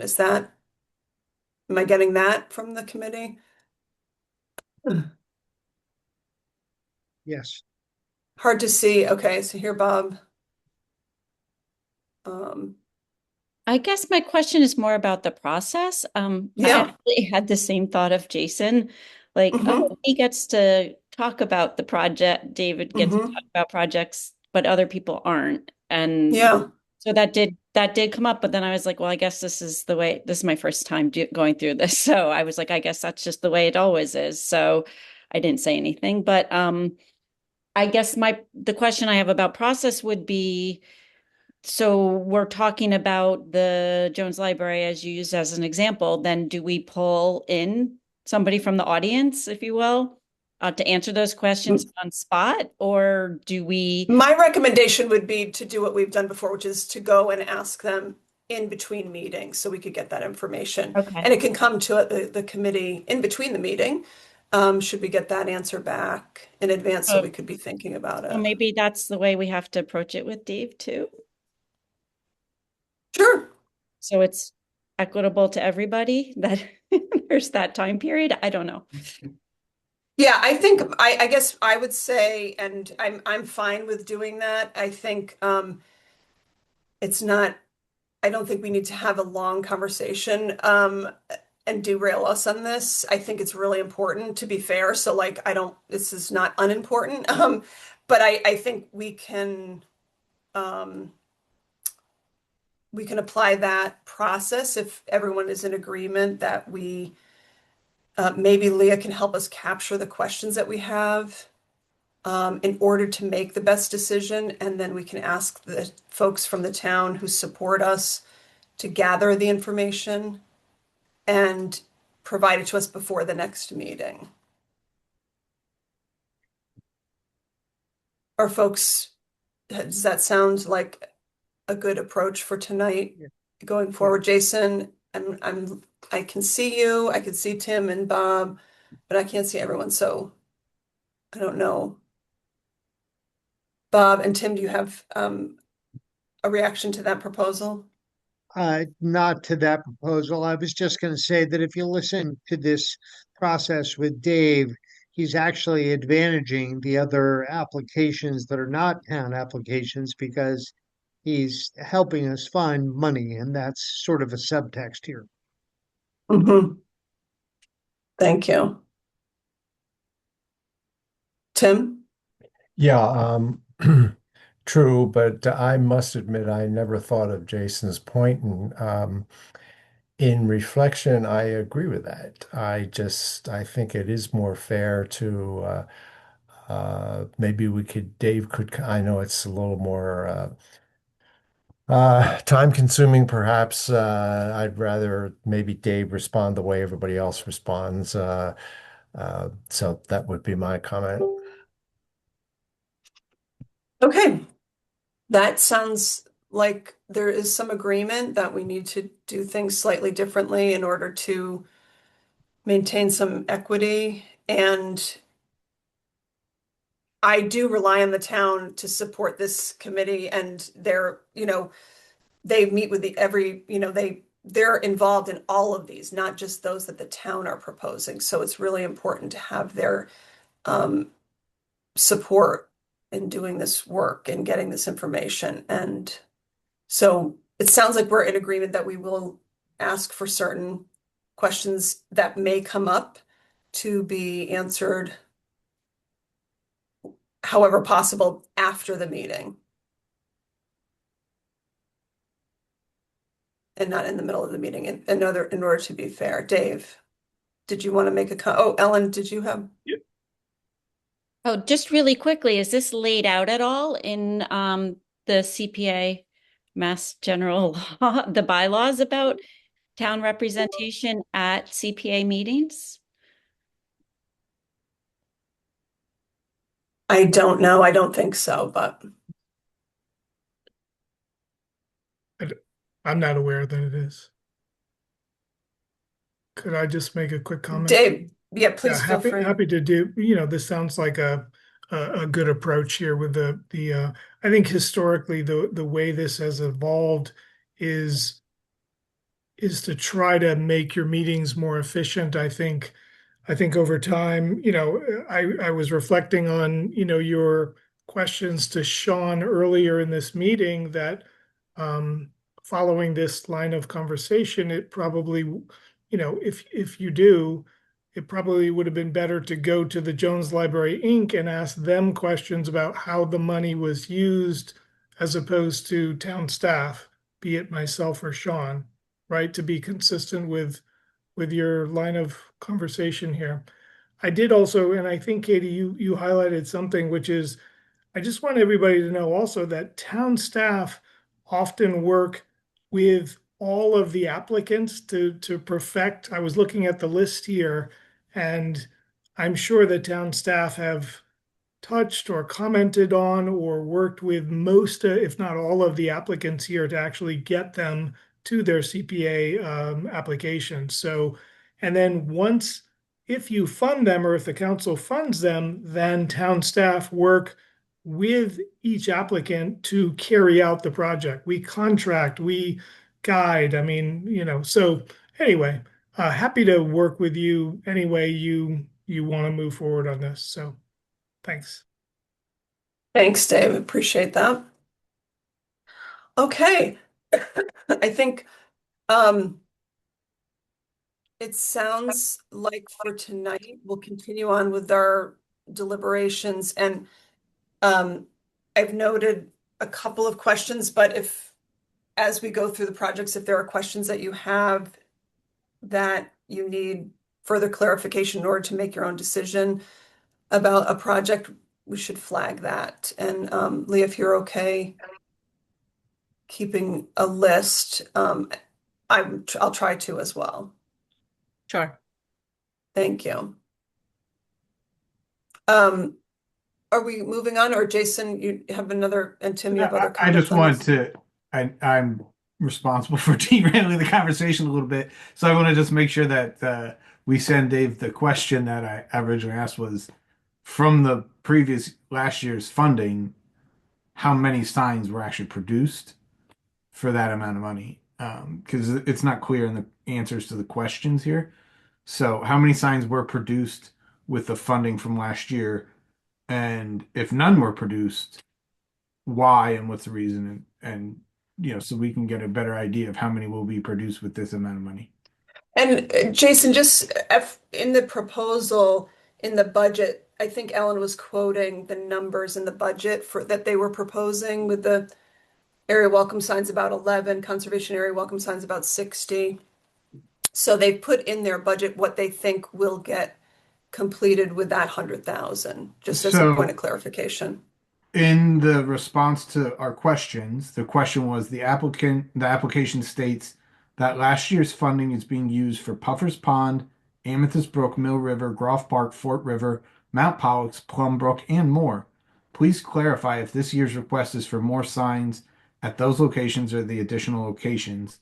And the answer is this year's request is for signs and kiosks at additional locations. The goal is to Right. have new signage at all conservation areas and rec areas in town. This includes about 70 conservation areas. Some are being combined on signage, 8 rec areas, and 3 cemeteries. So I would like to know specifically how many signs were produced last year with Yeah, the funding okay. from last year. Well, I've got that on the list of questions, and it could be that, the funding from last year is for this entire fiscal year, so they may be in production. So we can get that answer as well. They may not be completed and installed as of January, but we can get that full. Thank you for that. And Tim. Totally unrelated, but as the most senior member of the committee, I would like to request a 5-minute break. Oh, what a great idea. I think that's important since we're going long, Mhm. and I will ask us all to be back at 7:45. Thank you. And you could just put yourself on mute and Oh. no video.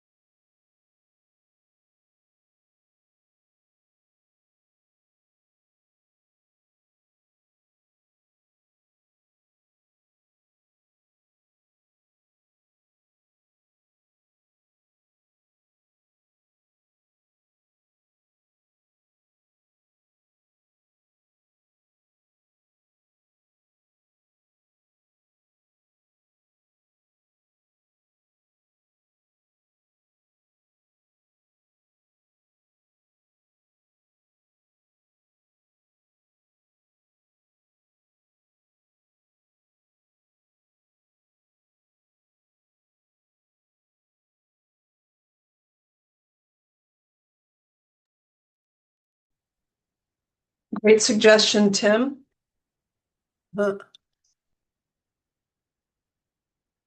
Hopefully everyone will get something to eat.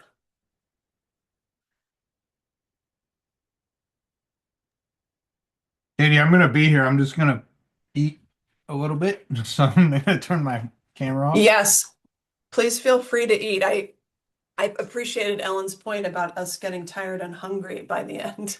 Yeah. I had a couple of shots of tequila, so bear with me for the rest of this meeting.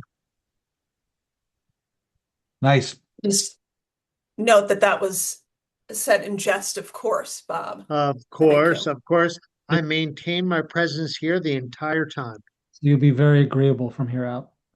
That's right. Whatever you say. Well, it looks like I know Jason's here, but turned off his camera so he could have some supper. Hopefully everybody else is back. So thank you so much, and appreciate the conversation. As always, and I just, we're getting there, folks. We with one more conversation, we'll be halfway through. Imagine that.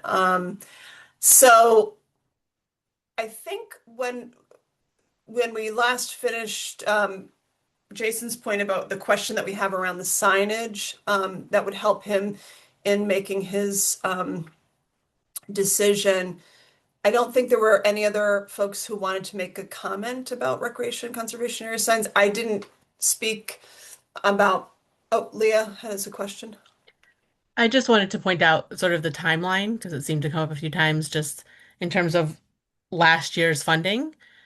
It Yes. doesn't get given out until this year. So it was given out July 1st when people Right. could begin spending it. And a lot of CBA projects seem to go about 3 years for spending. But yeah, so we're only halfway through the point. I don't know the status. I'm not responding to any of that, but we are in the Yes, that was my year of point. when It that was funding would be. Yeah. fiscal year is July 1 to June 30, and so Yeah. we will find out more. Yeah. But that's just for us to all remember that. Sure. Thank Right. you. I want to say that I love this recreation conservation area sign. I was in favor of the first tranche. I think completing it or getting this huge, bulk of it done would be fantastic. I also agree that it's going to come down to what kind of money we have, but I think we probably certainly have some money for, we could have some money for this project. So just that was my 2 cents in there, as I rated it a 4. So I think we're ready to move on to the all-wheel skate park. And I would, I'll just kick us off by saying I think this is just a very interesting community-led project.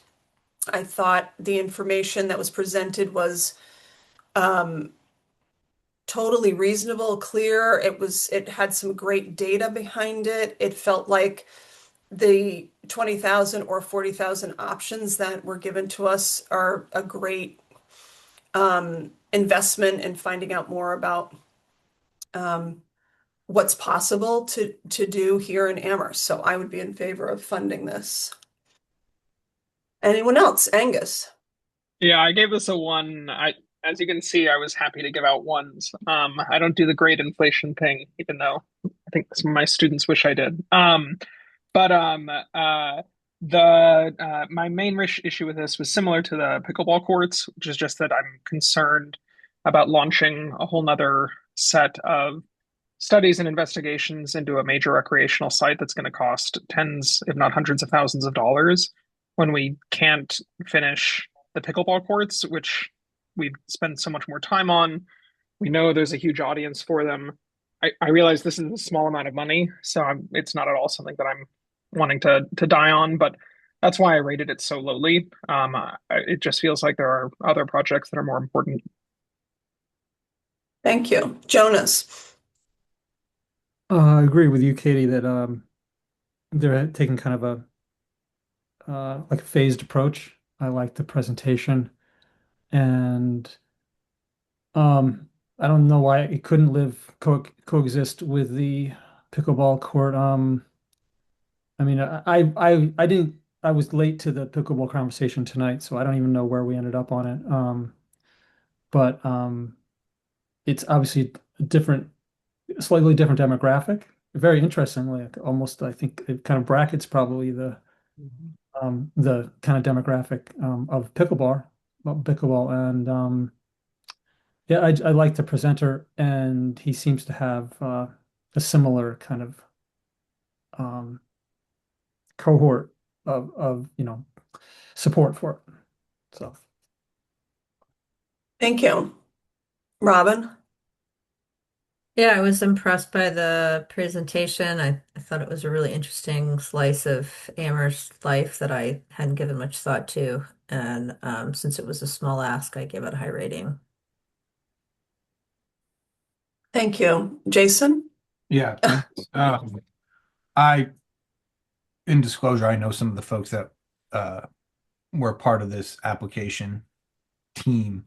I stand to gain nothing by it, so I won't recuse myself, but I do know some of them. I think it's a great project, and Angus, I had some of uh, your initial concerns about like maintenance of this, but hearing that there's a lot of self-maintenance that goes on, and knowing that like um the one spot that they were looking at right next to the pool, I thought that it's a great place. It's high visibility. It's right next to the high school. And this is a really a community-led project. Um, and it is the smallest ask. And the ask, it's my understanding the $40,000 ask, it will be for like design and permitting help.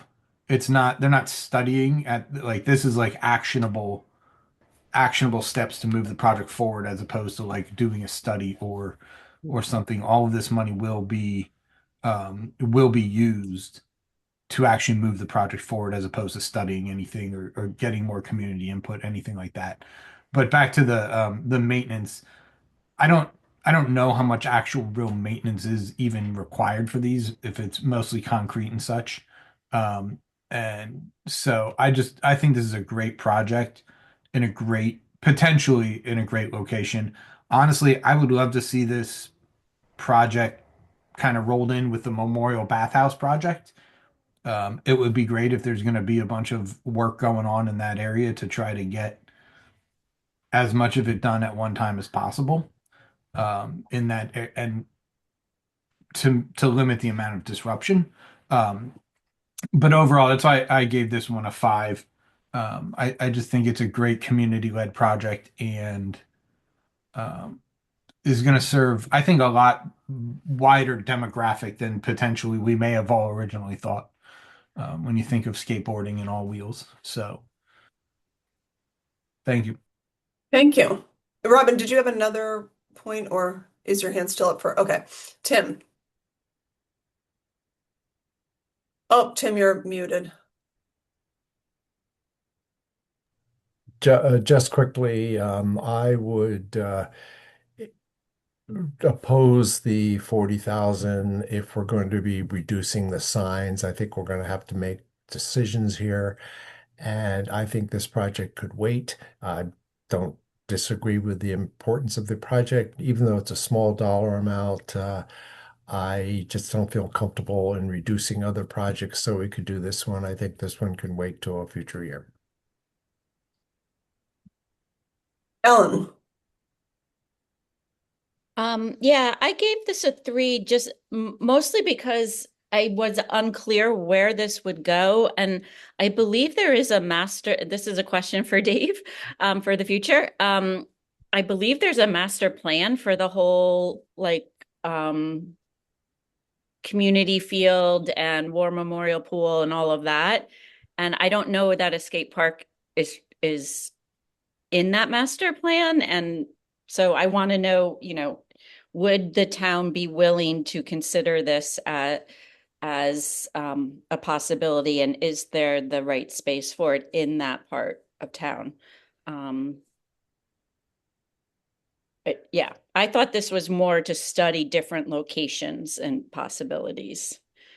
That And is what it says. yeah, okay. The site assessment. I don't think it's a fait accompli that it's supposed to go next to the pool, correct? I don't see that Okay. in the proposal. I'm looking at it. It's talking about a site selection, site assessment, and community engagement as the two sort of deliverables.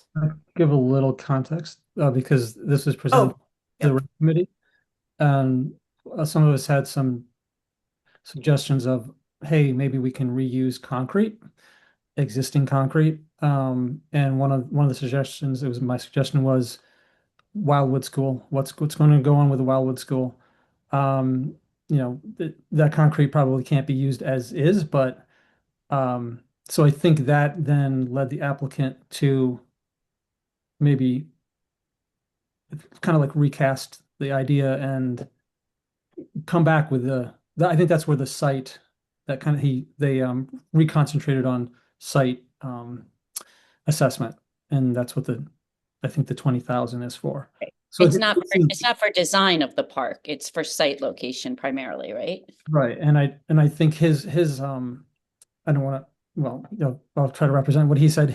He would like it to be visible. Of course, that would gain more traction and use the more central it is to the town, but I think he's willing, he and the other applicant, the other people of the group are willing to look at other locations as we recommended. So again, that's where I think the 20,000 is coming in. So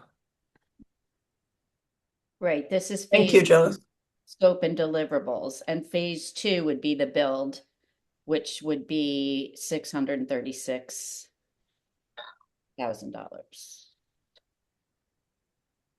Yeah.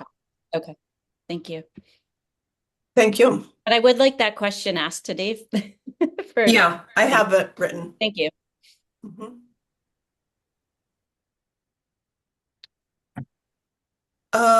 Okay, so Sorry, Katie. oh, Jason. I don't seem to have that in my notes. Can you clarify? Do you have anything that clarifies the difference in the 20,000 ask versus the 40,000? Because it says 40,000 on here, but they did come to us with two asks. It was my understanding the 40,000 would include, yes, site selection. It's not decided upon. That was my opinion about that location.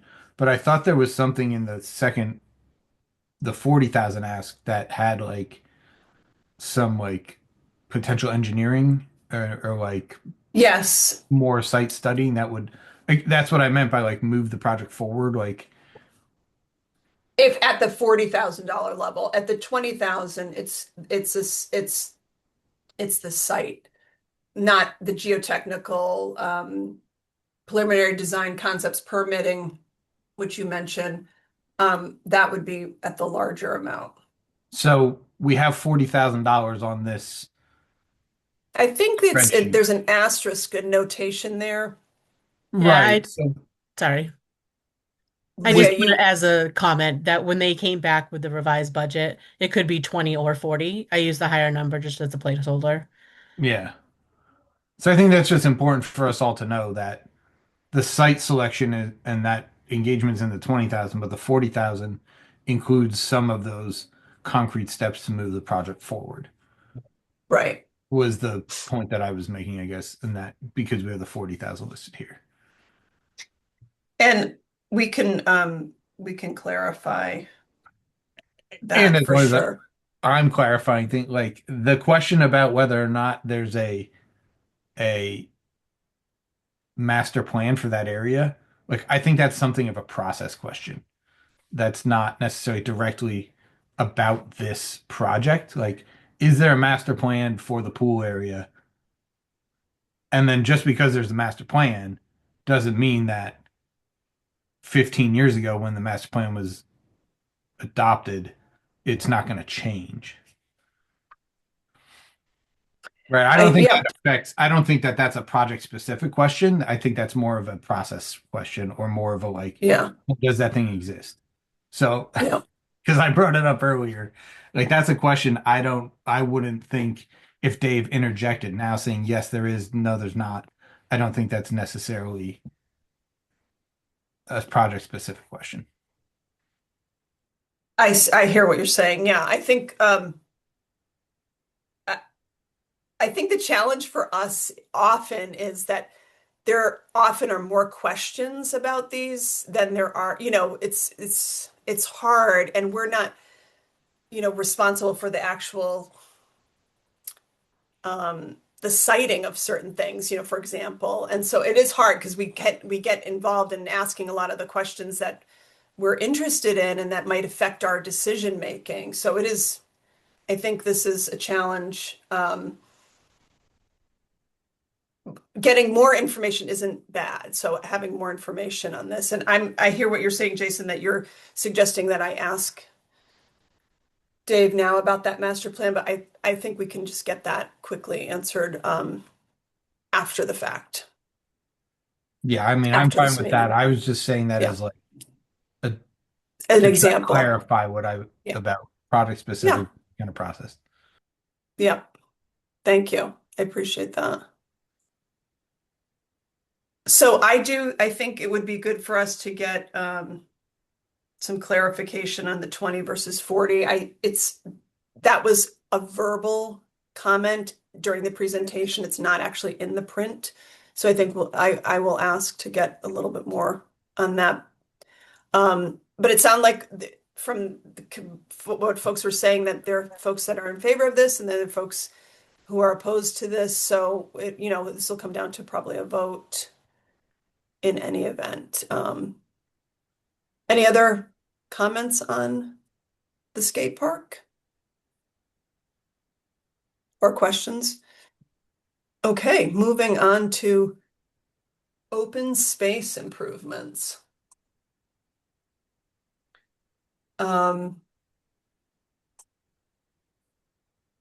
This is the $100,000 from the town of Amherst Conservation staff. And we'll start with Bob. Yeah, just with my 5 kind of hanging out there for both the signs as well as open space. They go hand in hand for me, and I know this is Community Preservation Act, but I think there's also community cohesion is part of the mandate here. And I think that these open space improvements, when you couple them with the sign improvements, I think you end up with a very for little dollars, a very powerful way to make our community feel like a place, a consistent place aesthetically. Thank you, Bob. Jason? Disagree with Bob, but I would like to change mine actually to a 5 for this from a 4 to a 5. Um, I think it's far, far more important to do the maintenance on things that already exist. And a number of these trails and like the Bog Bridge at like Lark Hill or Larch Hill, no, um, it's in really, really bad condition.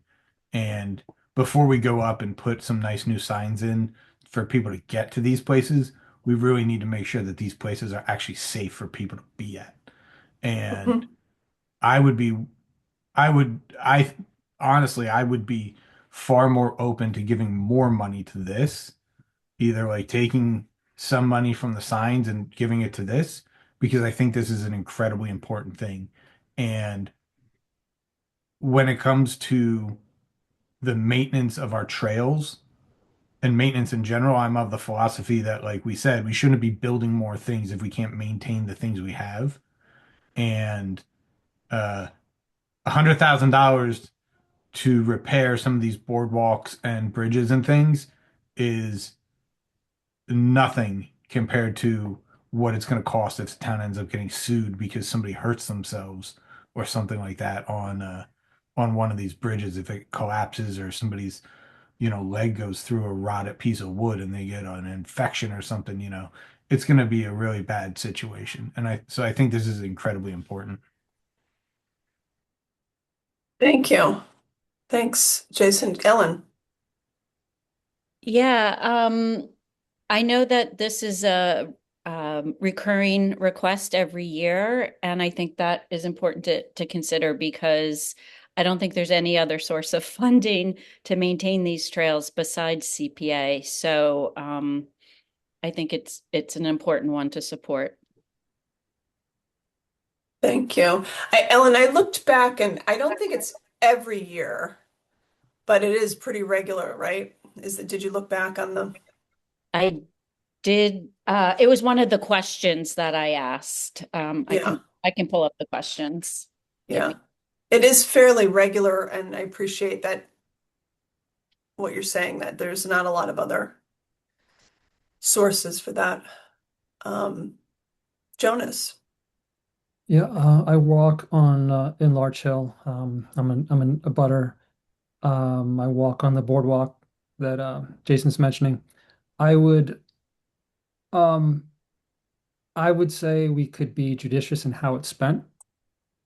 It is quite a remarkable. When I walk there, I marvel at, I believe it was the Hitchcock Center, and in volunteers who laid that, who put that down. And there's probably 5,000 nails. Um, just imagine the people who did this. So it is pretty remarkable, and it is a great asset. I do think, um, I would just hope that this would go a long way, the 100,000. I don't think it needs to be rebuilt. I actually would say, and I'm just again speaking only to Larch Hill, it's a kind of a bog land, and it might be quite expensive to completely rebuild it. I do think it can be shored up, though. I think there are some weak spots. So, um, but it is one of the beauties of Amherst is our open space, and to be able to enjoy it um, is pretty key. Thanks. Thank you. Ellen, did you have another? No, I found the answer to it. Oh, The thank town you. has requested fiscal year 24, 100,000 was requested. Fiscal year 25, 100,000, fiscal year 26, 150,000 requested. And no, the full amount has not been given, but it has been funded over the past three cycles. No. Thank you.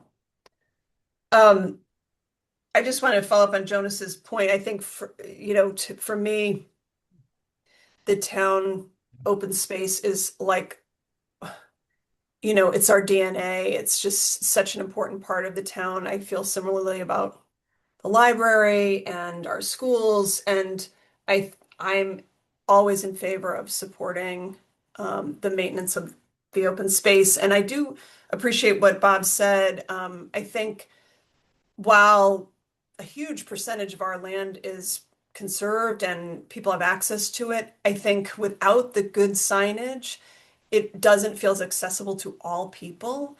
And the more we do that, so I do see Bob's point about having those two things connected and funding both of them. Anybody else on the open space? I guess then another part of the open space is that you do what almost it's not limited to like a couple different uses. It's walking, it's hiking, it's cross country skiing. So Yeah. it's just another maybe vote in favor of it versus kind of special uses of some of the. No, you're absolutely right. I mean, there's so many artists who use it, and birders and all kinds of, yeah.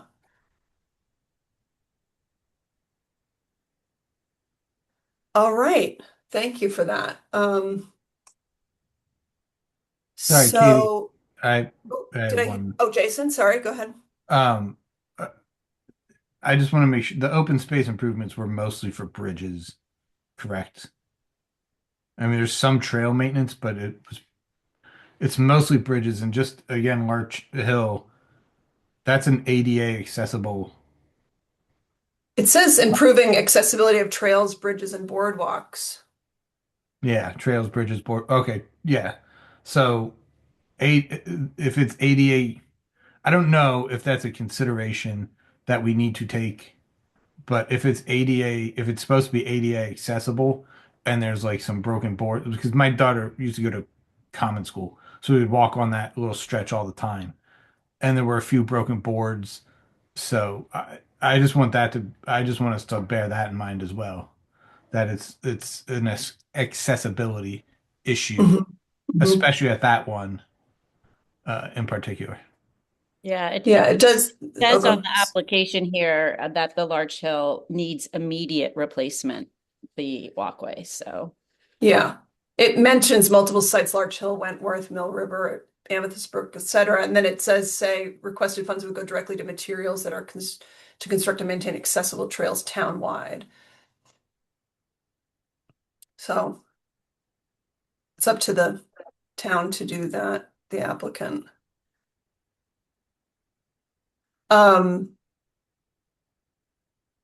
Okay. Let's move on to the Municipal Housing Trust. This. Oh, 575. Okay, yeah. The request was for 575. Anybody like to make a? Oh, Angus, you can start us off. Thank you. Sure. So I'm on the town's planning board, and for the planning board, affordable housing is a major goal that we're targeting. It's a major goal for the town council. It's a part of the master plan. They just passed a housing production plan that makes it a major focus as well. The planning board has no funds, so we can't do anything about that apart from trying to plan and make options available. Um, so I won't say the same thing about all three of the community housing projects, but they're all major priorities for the planning board. And they would all help make more affordable housing in what is not a very affordable place to live, namely Amherst. I just wanted to end by pointing out in total, the community housing is about a third. If we were to fully fund it, it would make up about a third of the funds that we have available to use, which feels like a pretty nice distribution of how we could spend that money. I can speak to the particularities of any of these projects, and I might, but that's what I'll open with. Thanks. And so you're sorry, Angus, you'd be in favor. It sounds like, even though we're going to go to the other ones, but it's for this one in particular of full funding. Yeah, I actually rated the proposal number 8 on the part-time planning and housing coordinator more lowly than these other two, which seemed like they would produce more tangible housing immediately, especially proposal number 1. But if it's possible to fully fund all three of them, I think that would be wonderful. If I were, I can talk more about all of that. Yeah, no, we'll get to those. Thank you. Appreciate that clarification. Bob. Angus, thank you. That was insightful, especially with respect to the planning board priorities. And I'm just going to reflect a little bit of my ignorance about the way this situation works. I understand the function of the Amherst Municipal Housing Trust. I'm in support of full funding so that they have their dry powder to be able to leap upon any opportunities that might come up. Seems like a very important priority for our town. How it dovetails with the Amity Street redevelopment, maybe someone could opine on that. And my prejudice there is that the Amity Street redevelopment, looking at it, and this goes back to something Jason said earlier, doesn't really look like affordable housing in the sense that it's very expensive per unit.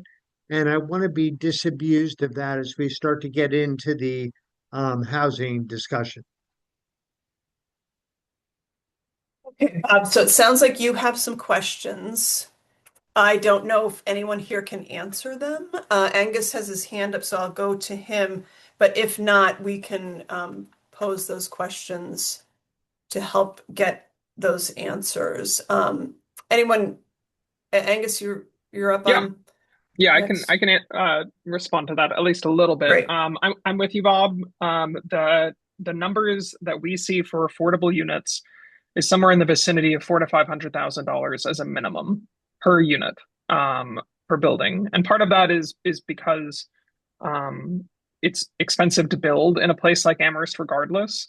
Um, but a big part of it is also how affordable how the kinds of contractors that affordable housing tries to work with. Um, but yeah, I think it's a crazy number. I think it's a disturbing number. I've seen numbers as high as 1.1 million per unit, which boggles my mind. I truly don't understand that. So these are actually pretty reasonably priced compared to some of the numbers that I've seen that frankly don't make sense to me. I'll just say I brought this up with the planning board to ask them what their priorities were. They said the Amity Street redevelopment would be absolutely the highest priority because it will generate immediate affordable housing in the community no matter what. Whereas the other proposals are all possibly going to generate housing at some point in the future, maybe, if the circumstances align.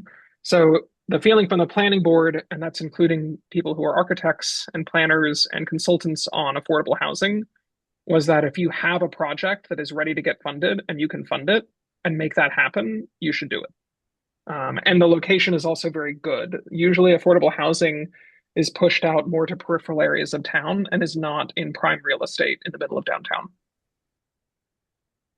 Thank you. That's very helpful. Thank you, Angus. Jonas.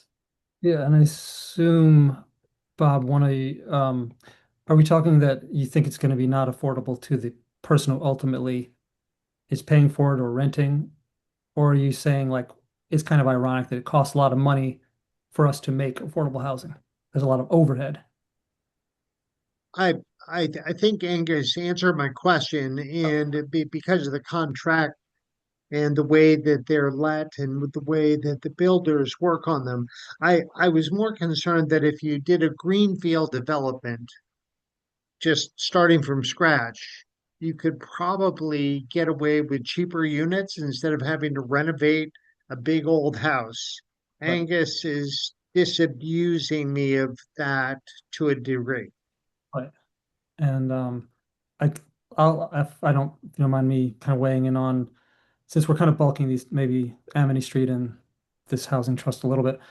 What I was impressed with on the Amity Street was it's that the current owner is Jonas, sorry, Jonas, to interrupt. Do you mind if we just stick to the housing trust just to kind of keep us yes, sorry. Yeah. sorry. We That's will my get fault. there too. No. I mean, I My fault, appreciate my fault. Angus's his point about, the fully third of it, but if we could just provide feedback on the housing trust and whether or not folks are in favor. I mean, it looked like very highly rated. There was 1, 3, everything else is 4. It feels like folks are in favor of this. Maybe it's about the amount, where there might be some difference of opinion, but we could keep moving on to the others and come back to talk about amounts. But Jason, go ahead. Yeah, Katie is the only 3 for this project. The amount was a large reason why I gave it a 3 as opposed to higher. It's a large ask. I certainly am much more. I want to fund it. I think it's worthy. I don't necessarily, kind of to Bob's point, like there's not like, or I think it was Bob. This is just money that's going to keep their powder dry. I think he said, like, so in case a project does come up, or somebody needs assistance in paying their rent or their heating bill or something like that. It's helping to subsidize existing housing or existing things, and then also potentially go towards another project. Um, so I think the ask is a big ask. It's a big dollar amount. Um, and I have some issues as far as like actually addressing affordable housing in town. I don't know if those are appropriate to talk about here, but in the context of this amount of money, um, I I think we just want to stick to the yeah, in merits the of this context of this particular- amount of money, I think that's what it was for me. It's a big ask. Yeah. Okay. Thank you. Ellen. Yeah, I agree. It's a big ask, but that was one of the questions that was submitted to the trust, and they did prioritize if we couldn't fund the full amount, and they said they would prioritize the housing ecosystem innovation and the rapid response fund initiatives. So that's just something to consider if we don't, or if we decide not to do the full amount. And I was just going to add that's $325,000. So that would reduce it a fair amount. And I think Thank you. this I is was out of the three housing priorities. I think this is the one that could be reduced without really detrimentally affecting the goal of the project. Thank you. In past years, the Housing Trust has all had, little to no money in their accounts in order to be able to be ready for action. It felt like, based on their presentation, there was still a little bit of money, so maybe the full amount wasn't necessarily needed. So I appreciate you saying did you say 325, Angus? Okay, thank you for those pieces. That is helpful. I'm in full favor of, I think affordable housing is one of the greatest needs for the community, and this is been proven, the Housing Trust has been proven to be very, very effective in moving Amherst forward on projects quickly. So I am in favor of funding probably at a minimum of 325, but just to get my opinion out there. And Jason, another comment? Do we know? I'm sure it's in here somewhere. I just don't have it in front of me. Angus, you might know off the top of your head. What are the other sources of funding for Amherst Affordable Housing Trust? Yeah, I don't know all of them. The major source of funding that they've just gotten a ton from was a payment in lieu. Basically, there's a project in the old Hastings building that was just redone by Barry Roberts, and instead of putting in affordable units, which you're required to do, you can make a payment to the Affordable Housing Trust, which they can then use however they want to create affordable housing. And that developer did not want to put affordable housing in that building because they ended up renting it to Amherst College. And so that was a huge lump sum payment that went straight to the Affordable Housing Trust. So they've actually got a fair amount of money right now, and they're working on how to use that. They're thinking about the school on the South Amherst Common and other things in partnership with the city or the town. Excellent. Thank you so much. There are other sources of funding. I just don't know them all. Thank you. All right. Moving on to the Simeon Stronghouse. Anyone want to kick us off? Bob. I was sitting there with the one and I'm waiting for Robin to climb through my computer screen and strangle me. I that there is something about, I know what an important building this is historically. It just seems like it's a money pit. It's going to constantly suck in dollars. The foundational problems seem so extreme that it feels to me like a fundraising effort has to go on, something to really garner community support in a broader way. I know they've applied for this funding grant, but something even broader to protect our historical center. And that is why I came in so low. Thank you. Robin. So the Historical Commission gave this a high priority. It's sort of shovel ready. They've done their homework. I would say that in response to my request a few years ago, they did seek outside funding in order to reduce the burden on CPA, and Gigi Barnhill and I have had some conversations about the potential for emergency stabilization funding or MPPF funding, to put an application in while the CPA funding is pending. CPA could be used as a match. So that could potentially reduce the impact on CPA dollars, which I think the applicant deserves credit for having done in the past and looking toward doing that in the future. So I that's, think she did mention that at the last meeting that they did apply to Mass Cultural Facilities. yep, that was for a previous grant. And then this year she and I talked about applications to MPPF and also contacting MCH around whether they might be eligible for emergency stabilization funds. So I appreciate Yeah. the effort on the part of the applicant to continue to reach out for other sources. I don't know if that helps you feel any better, Bob.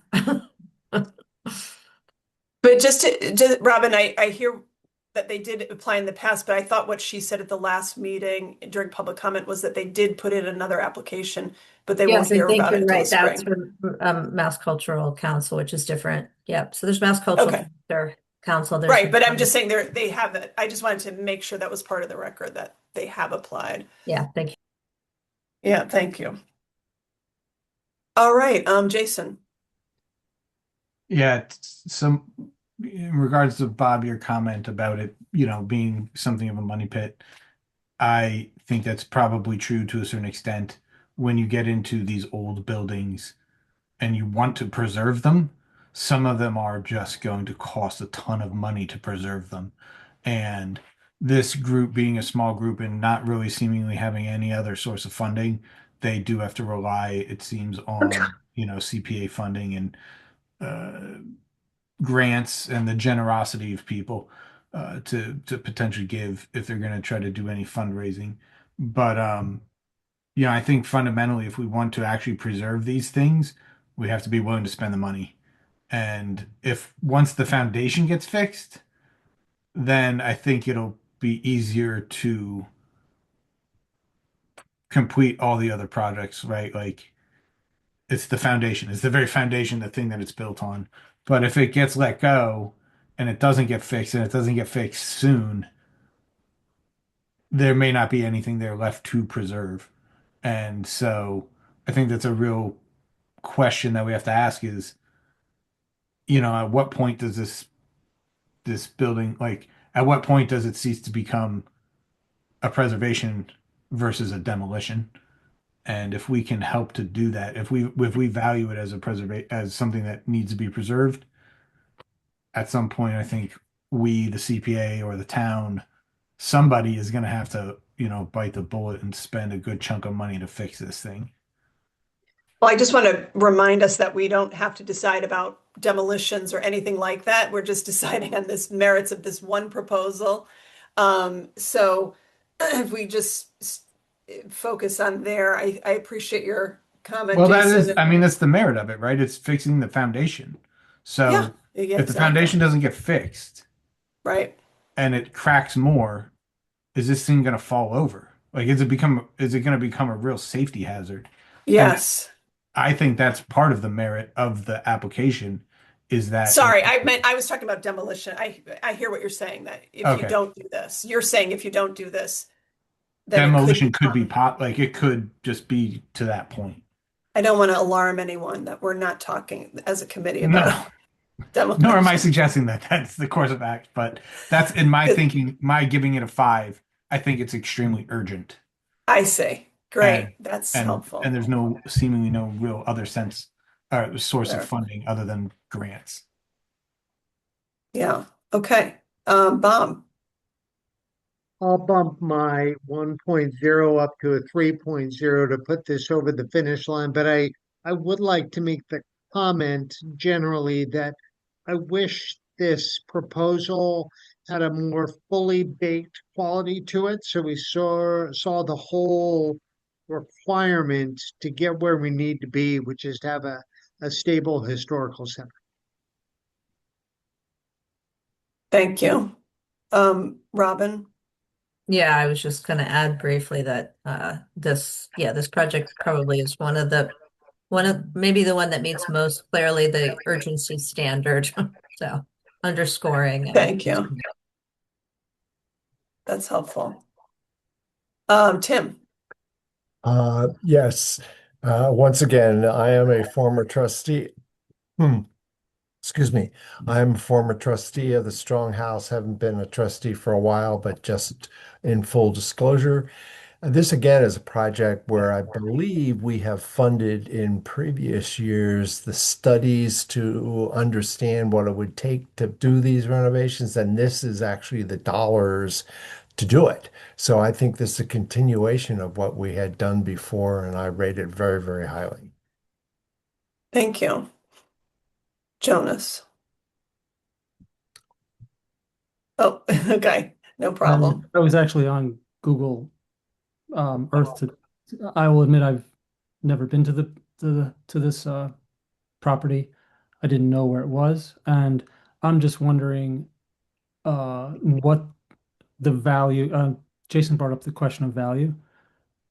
What the historic value is, other than it is the oldest. I imagine there's a second oldest. What I'm seeing is it doesn't seem to be part of the fabric of Amherst. It's in a kind of a nondescript lot. But I might be wrong because there might be something I'm not seeing. But whereas if it was in the middle of town or it was on a grand, a lawn to me it looks, kind of uninspiring. And I'm just wondering what the value is to putting in $275,000 to maintain it. I don't know, Robin, do you want to speak to that since the Historic Commission rated it highly? Yeah, it's in, I'm just looking it up here on Macros. There. I was going to share something as It's, well. oh yeah, well, it's on the National Register. National Register as an individual building in 1984, was added to National Register District in 1991. Significant in art, agriculture, archaeology, historic architecture, excavation, exploration. It's a pretty significant building from the history of its contributions to the town and architecturally. And it's recognized on the National Register, and both as an individual building and as part of the district that it belongs to. That's helpful. Angus, go ahead. Yeah, I was just going to add, I mean, I think the fact that it's the site of the Amherst Historical Society and a museum displaying the Historical Society's both material collection, but also different exhibits they put on. Last year, they had an exhibit about the Cambodian community in Amherst. This year, they're in a separate location that they're renting from a private landowner. That's a nice display, but it's not like displaying in a historic house.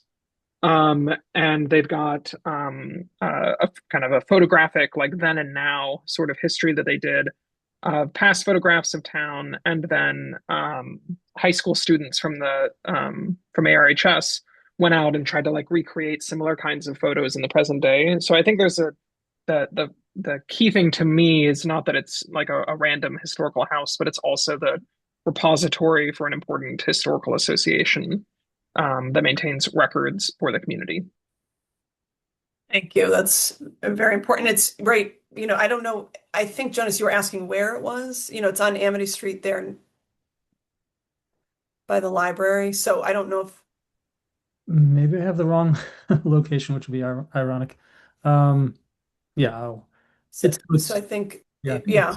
If that was another question. Ellen, you had a comment? Yeah, I was going to say it is in the center of town. It's right next to the Jones Library and just, a few steps away from the main intersection. And,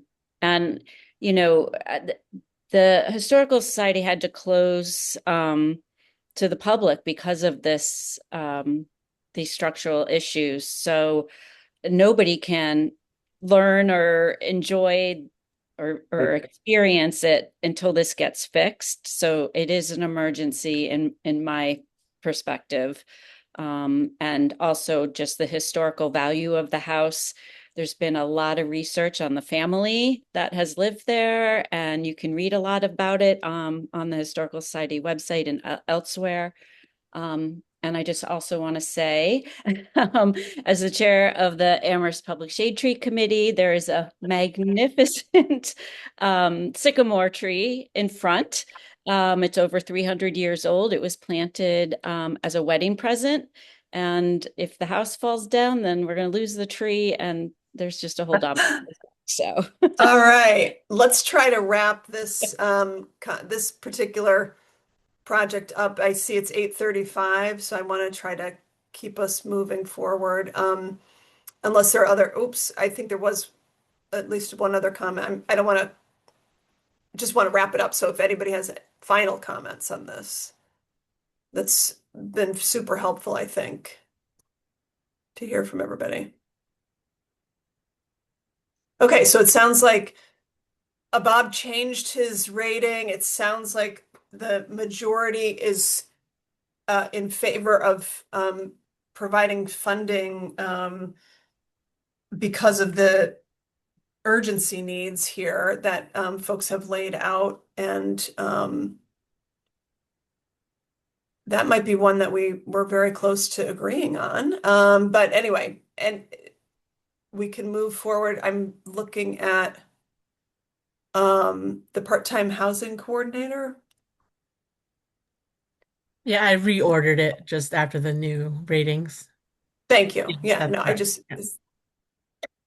does that sound okay for folks to move on to the housing coordinator? And it looks like we've got 1, 2, 3, 4 projects left. We have 20 minutes. We might be able to get through a good portion of them.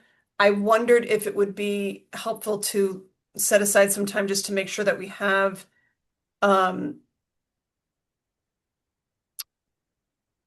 make sure that we know what it is that we need from applicants in order to make our decisions. I have written down a list of some of the questions we have, but there may be others.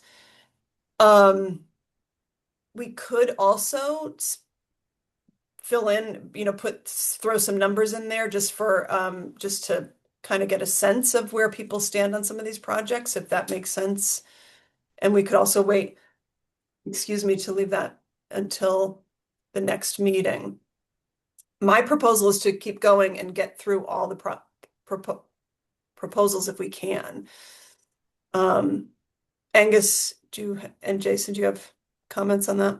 Yeah, I think that's a great plan. I would recommend waiting on numbers because I think that's going to be pretty involved. Yeah. Mhm. Agreed. Thank you. Jason, did you have a I was the comment on the exact process? opposite of Angus.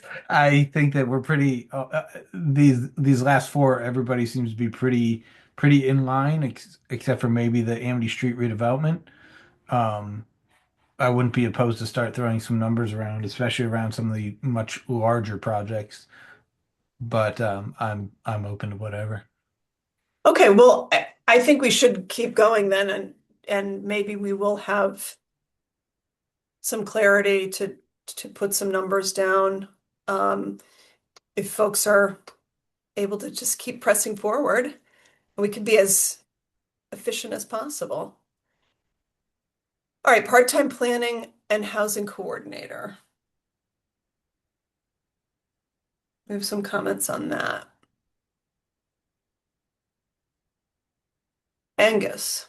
Yeah, I'll keep it brief. I think that I rated this on the lower end, but I'm clearly in the minority on that. So I'm happy to change this to a 5. It's a pretty small amount of money, and the planning department feels that it makes a huge difference for them and enables them to do a lot more work around affordable housing, which is going to be particularly important with this influx of funds that they've just gotten that I mentioned earlier, that they want to put to work as soon as possible to fund some projects. Okay, great. I'm in favor of it as well. I wondered if this is 3 years of funding, so I wondered if we ended up being tight on an amount if we could do 2 years at least, something along those lines, but I'm highly in favor of this. Anyone else want to? CPA has funded this position in the past, several years ago, that it did 3 years of funding. Good investment. Okay. All right. Then let's, I guess, Amity Street, is that the next one? Yes. Yes, let's do it. Tim. Uh, Angus convinced me. Let's see, I think I was a 2, again, sort of in Bob's camp, that it was a very large per unit expenditure, and I questioned the use of funds for that. But Angus has convinced me, so I'm going to go up to a 4. I think that would be, I'll defer to the more experts than me in that category. Thank you, Tim. Bob? Put me down for a 4 too. Thanks, Tim. Any other comment there, Bob? No, Angus convinced me. Okay. Excellent. Well, I do think it's a very creative use of funding, and it's for a very high priority in the town. And I thought the point that the planning board said it was the highest priority because it's shovel ready, so to speak. It's ready to roll, and you can create affordable housing very quickly, which is like a magic trick these days. Very, very hard to do. So I'm highly in favor of full funding for that.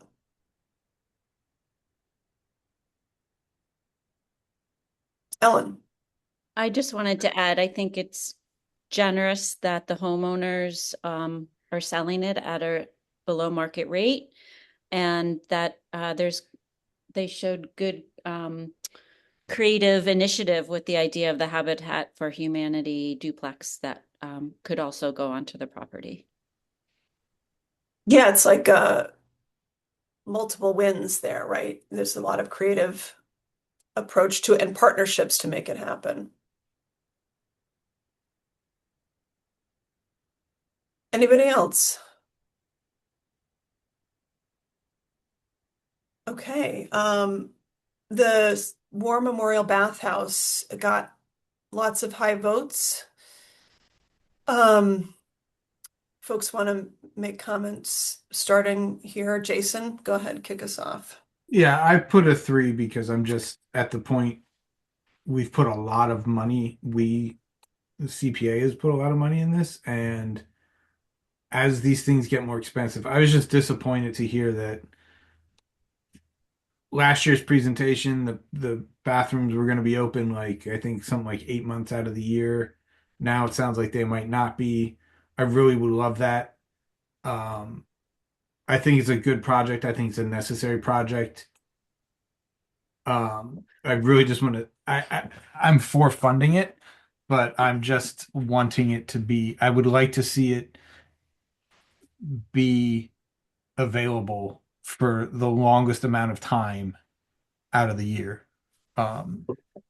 That's just, I wasn't necessarily thrilled with the current plan, but I do think it's important. That's why I gave it a 3. And it's a big ask. It's a large ask. Great, thank you so much. Appreciate that. Tim. Let's get this done.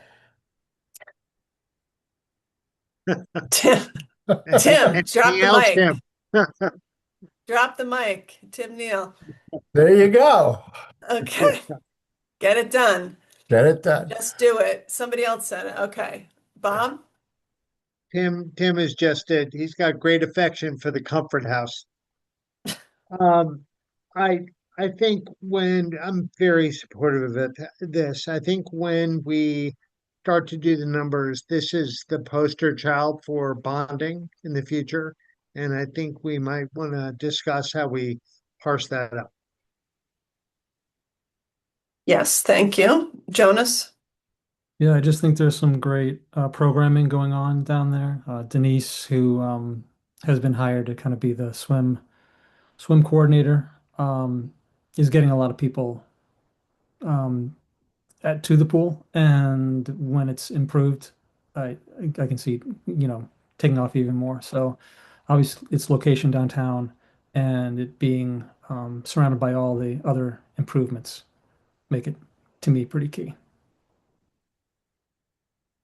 I would say ditto to that, to what everyone said. Jason, you have another comment? Yeah, I don't know if you want to discuss this now or not, but Bob, you made the comment about bonding. I'm curious, this would potentially affect the way I think about this project. Are you saying the 1.5 you think should be bonded, or the No, I think previous? a lower amount. I think we offset the bonding with some current payment and then think about bonding this on the straight line 10-year schedule. And again, it covers our future funds, but it's a very important project just to get done, as Tim pointed out. So you're not suggesting that, and I don't know if we can even do this, but that previous amounts that were allocated for the project, we take the, so you're not saying we take the whole, let's just say $4.5 million for the project and bond that, and then previous allocations come back to the CPA? No. No, We no. can't do that. But Okay. yeah, but This is that's just, a larger discussion. I'm saying that when we think of this in terms of our current funds of $3 million, we think of some portion as being bonded, some portion as being funded. That's all I'm saying. Gotcha. Okay. so for example, we could say that we would bond $1 million and use current dollars from the 3 million to fund the 500. Yes, exactly. So that would be one way to do it, to get this over the finish line. Right. Okay, well, it sounds like I'm hearing lots of folks in favor. It sounds like what it would come down to is how do we do this and how we fund it. And I think I will pose that question to ask the town for their opinion about the bonding portion. I mean, I like the idea of splitting it, some current use dollars and some borrowed. And so maybe we could have a proposal for that to consider.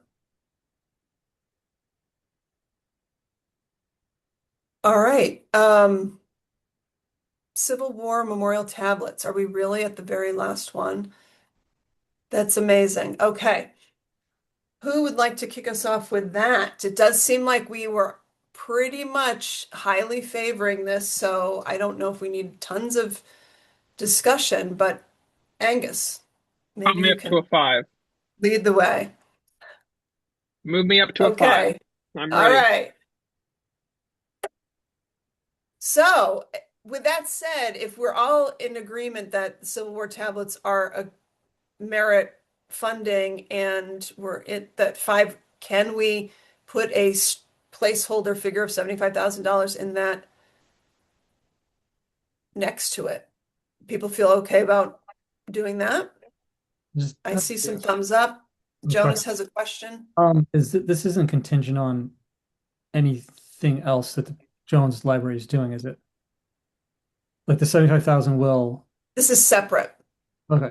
So it doesn't mean we also need the room, this is the transport and preservation of them, I believe, right?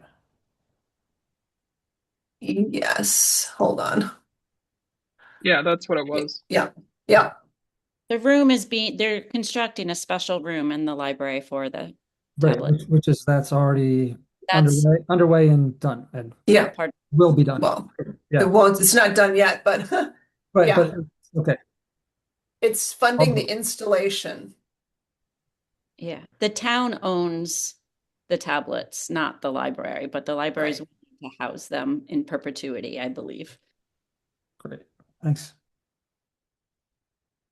And the putting dollars in this column K is really just to give us an example of like where are we, and we don't need to we're not making any commitments. It's just helping. It's an exercise in trying to figure out what we want to fund at what level. Okay, it's 8:50. I'm wondering if it would help to look at the largest amounts maybe and see I mean just back to the War Memorial Bathhouse. That's it. I didn't hear anybody say anything different, but my question to the town would be, we seem to be in favor of this, we're leaning towards this, and how might we best fund it? And I think it's some portion as in borrowing. Maybe folks don't feel like they need the town's recommendation on that. I could go either way, but my recommendation was to sort of split it. $1 million borrowed and 500 straight up. Again, just as an example, not necessarily that we have to decide on that until we've talked about all the dollars all the way down. Bob. That would be my inclination too, but I also feel a strong need to consult Dave on this one, just to find out how the town is thinking about the numbers. And what would you want to, maybe it would help if I go through the list of the questions I have for town, and then you all could articulate a question for the bonding pieces? Yeah. Okay. So the questions I have is one is the question for Jones Library Inc. about the amounts of money for each aspect of the proposal. So we could, if folks were inclined to fund them to some degree, but it sounds like it's less than the amount that they requested, what are the options in terms of, they didn't break that out. Well, that's not, you know what, they had a very detailed budget. I could look through that, but that's one question either I can get or they can tell me. For the millwork, the woodwork, etc. There was a question about how the money from the previous CPA grant had been used. There was a question about how many signs from last year's CPA funding are in production or have been produced for this year. There was a question about the master plan for the community pool fields, etc. War Memorial, to understand sort of is there a plan there in place, Ellen? Found the answer to that. There's a 2019 strategic plan for that whole property. And I can tell you really quickly. Including the pool and fields. Yep. Mm-hmm. So does that answer your question? We don't need to go further. It doesn't mention a skate park, I can tell you that. That's not to say anything. It's just, here it is. Right, we don't. The 2019 strategic plan proposes a number of changes to the recreation areas around the War Memorial Pool: fitness circuit, basketball courts, fields, splash pad area, picnic area, and playground. Yeah, so I think as long as your questions are answered through that, I don't think we have another question. But I do have a question for the skate park applicant to describe the difference between the 20 and the 40 request. And there was a question about where other sources of funding for the housing trust come from. I think that's what I captured. Was there any other questions that folks had that I didn't mention that would help you make a decision? Katie, I have a question. Yes, Angus. I guess one question that I have, it strikes me, I worry that when we start getting into money, we could spend a lot of time thinking through like how much of something X thing we want to bond versus pay for this year. And I guess one question that I would have for the town is once we make our proposals for how much funding, does the town just ultimately make its own decisions about how it's going to borrow money? So if we've approved, say, $5 million worth of spending, only three of that can be covered by the current budget. 2 million would have to be bonded. And so then the town determines how it's going to fund that $2 million of bonding, right? Or do we need to make a decision about what? We have to make the recommendation. So Okay. getting their input is really helpful. Okay. Yeah. Yeah. Just by dint of just exactly what you just said, we have to say which ones we recommend to the town council that they approve for borrowing. Got it. Thank you. Easy question. Yeah. Tim, Yeah. you had another did you have another question? Sean had in the past offered, and I think we should have him speak next week about the bonding. And I would suggest we take a minute and make a decision in terms of which projects we might like to have bonded, and then have him come back with the numbers of what that would mean or what that would be. Because we have to start doing the math soon to get into that 3 million. So that would be my suggestion. Yeah. Okay. Yep. That sounds good. So those would be the larger projects we could Probably talk. the larger projects. Yeah. Okay. It looks like Dave, you have your hand raised. Did you have a Yeah, I was just gonna response? chime in. I mean, given the lateness of the hour, I will say historically what the CPA committee has done is done the committee has done their voting, their ranking, and then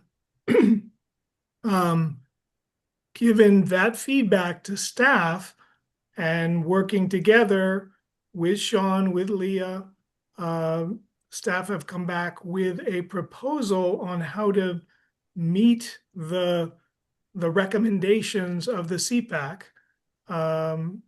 So that's how it's been done for many, many years. I'm just trying to think about your time and the idea that you might try to wrap up. At this point, I can't see this process being done in one more meeting unless staff are given an opportunity to kind of come back with some proposals for what to bond, what not to bond, et cetera. So I'm just offering that that's how it's been done in the past. And whether the committee wants to do it that way or not, that would be, I think, my recommendation. I don't know if Sean is still on the call, but that's how it's been done. I think, Dave, you've articulated what I think I was saying, but probably not very clearly, which is that would be my question to the town is based on our conversations here in our ranking to provide us with some guidance. It doesn't mean we take that guidance. It's not direction. It's just here's some suggested approaches to how we might fund the projects we're trying to fund, some through borrowing. And I think to Tim, your point was if we get that feedback to understand the impact of that borrowing going forward so we can make an informed decision. I think the challenging thing right now is it would be very helpful if you had numbers in that recommended total column. Without that, it's a little bit difficult to, do you want to fund something at $1 million or less, or $100,000 or 50? Right. That's where we have been historically, and when we've come in and helped. Yeah. No, thank you. I appreciate that. And I'm happy to, it is it is 9 o'clock. Folks wanted to go that extra hour, maybe even longer. I don't know. We could attempt to put in some numbers here and take a few minutes to do that to try to provide some guidance for the town to give us actual feedback. Are folks willing to do that? That would help the process along, and it would sort of keep us on track because we don't meet next week, we meet the following week. So it would give the town some time for that. Angus? Sean, did you want to say something before I? It's up to Katie. Is it okay if I speak, Katie? Sure. I was going to the committee first, but that's fine. Sean, go ahead.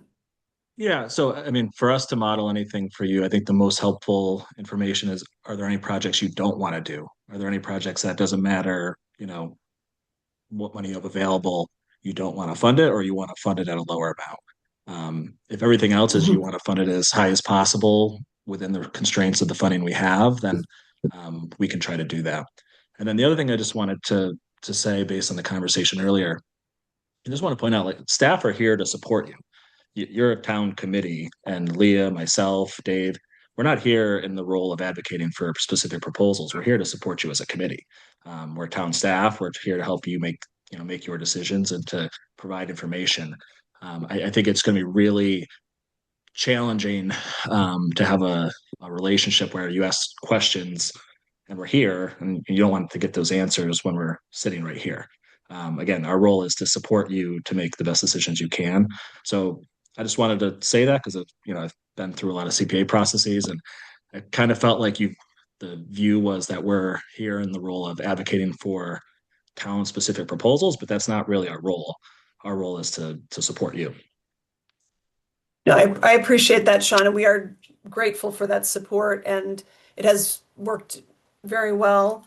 And I also appreciate Jason's notation, and I do think it's something we have to, as a committee, a little grapple more fully with to decide on process going forward. So we're kind of figuring it out tonight, and I appreciate everyone's patience. But I really appreciate what Sean had to say. It's a partnership really to get to take a lot of dollars around very complicated projects that we don't have a lot of expertise in, and rely on the staff at the town's expertise to help guide us. But we bring, our own perspectives, and we represent all the folks that write to us and call us and send us emails. We're representing their interests as well. So it's a balancing act for sure. I heard that it would be helpful to get some numbers in here, not anything that has to be solid, but something for us to think about. So, Angus, did you want to? Yeah, I make would a be happy to proposal? talk about numbers. I think that's a good idea. I think it'd be better for our meeting in 2 weeks.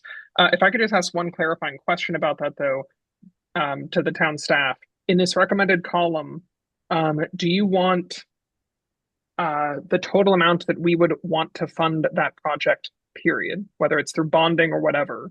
So, for instance, if the War Memorial Bathhouse, right, if we want to make sure that we are able to meet the funding request of 1.5 million, however that's done, what should we put in that box? In the full amount. Yeah, put in the full amount of what you're looking to approve. And then based on your, whatever you request of us, we'll come back with a model of how it could be funded. Thank you. That's clarifying. And that Great, thank you, Tim. Yeah, I was going to suggest the same thing. I would propose we just go down one by one and someone propose a number, and then we either vote or we sort of get some kind of consensus. And if you don't mind, I will start with the I know, end. I think it's great. And I just want to, with the one caveat to Tim's Yeah. proposal, which is we're not going to be able to have an exhaustive conversation about these I numbers. understand. These numbers are not going to be voted on today. It Right. is guidance, and we can make a total different decision in 2 weeks, but it at least gets a general sense of where this committee is at this moment. Right. And we could change our minds. That's okay. But it's this moment in time. So I would propose we follow Tim's suggestion, which is just go down one at a time and not spend 20 minutes on each one. Just sort of say, okay, that's fine. I'm close to that. I'd agree to close to that. Or, you could also vote. It could be that you end up voting against something because of the amount, and that's fine. But let's just move forward and know that we can make a different decision. But this is where we're leaning at the moment. Go, Tim. Yeah, I was going to suggest let's go. The Amity Street redevelopment, I think there was kind of a consensus we should put 450 in there for now. Okay. And the I'm seeing thumbs up, so that's good. Keep okay, going. I'm going to keep going and then same way the Simeon Stronghouse put the 275, 148, the part-time planner at 90. I'm going to let's the I'm not so sure we have as much consensus on open space, so let's leave that open for now. Municipal Housing Trust 575. I think people kind of would love to do that. We probably will have to reduce it, my guess. I propose 325. Oh, okay. Right. Can we Great. go back? I'm all in interest of expedience here, but can we maybe go back? Perfect. Katie, Okay. you mentioned. Wait, Oh, Tim, hold on Tim, one please, I second. think- Okay. Wait, hold on one After our second. Jonas meeting has a question. Go ahead, So, Jonas. so Katie, you mentioned maybe 60,000 for the part-time planning coordinator, so maybe 2 years. Six. She mentioned maybe funding for 2 years, 30,000 each, versus because Tim, if you're about to say let's cut the open space improvements to, I don't know what you were going to say. Yeah. I think we, like Well, I guess one I question think I would let have. more people kind of weigh in before we just blitzkrieg this. Okay. Yeah, no, that's helpful. I think, Jonas, thank you. I guess we can come back and fine tune if it turns out, oh, when we get to the bottom, it's $5 million, then we have to start fine tuning, right? Okay. Well, I'd have a question for the town then is if we fund less than 3 years, is that going to be problematic in terms of someone wanting to take that job? I mean, 3 years, if we don't fund the 3 years, would someone be a little hesitant to take the job and the town wants them to be around for 3 years? So that's my only hesitation there. But we can discuss it. That may be a question Well, for the town. yeah. You know what I mean? I've written that down as a question. I wasn't proposing the 60. I was just using that as an example if we Okay. needed. Okay. But Jonas, And I'm not do you quibbling want to? 30,000 because again, we're going down, and that's like minuscule compared to the bigger. Right. Yeah, so let's move past that then. That's Okay. I don't know how people feel about the slate route. We had a pretty good discussion about that the last time. So, Well, would somebody else like to make a proposal? Yeah, I would propose we fund that at $1 million and then potentially discuss bonding it. It's a very long term. We could bond it for, I think, longer than 10 years, but I agree with that. And I would say that I would love if like if this is a project that can wait till next year, I'd love for the town to be able to say, we think it should wait for another, one more year, but and I I'm in favor of funding it. would be in favor of definitely bonding. My Yeah. my feeling would be bonding, and like as long as that gets conveyed, and of course, town council can do what they do, but to me, it would be a bond at that level.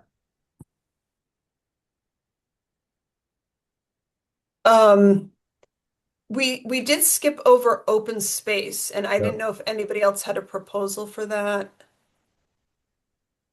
Jason. I would like to propose $150,000 for open space and it's taking 50,000 from the signs. I don't think you can do more I- than requested. Yeah. Okay, I would would like not, to propose $100,000 for open Yeah. space improvements. yeah, I'd go for that. mhm. Good. I would also like to propose 40,000 for the all-wheel skate park.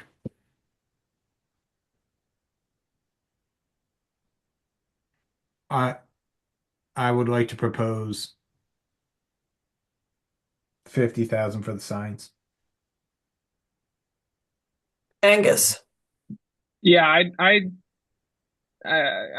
think we're funding a lot of things.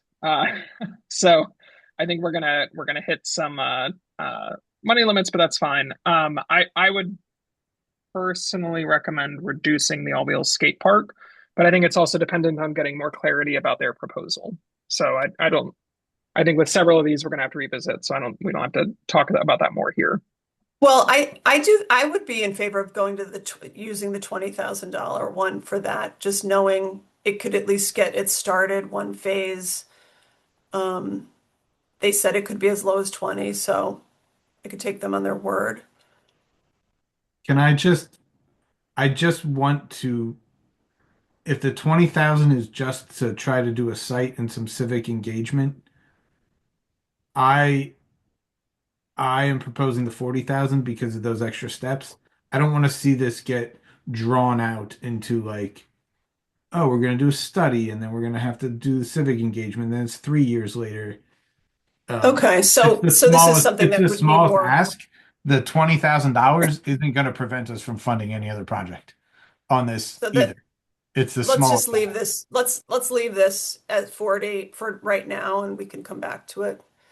There was a proposal for 50 for the signs. What about the Mill River? This is the history, This is the history survey. Yeah, I was going to suggest $75,000. I'll second that.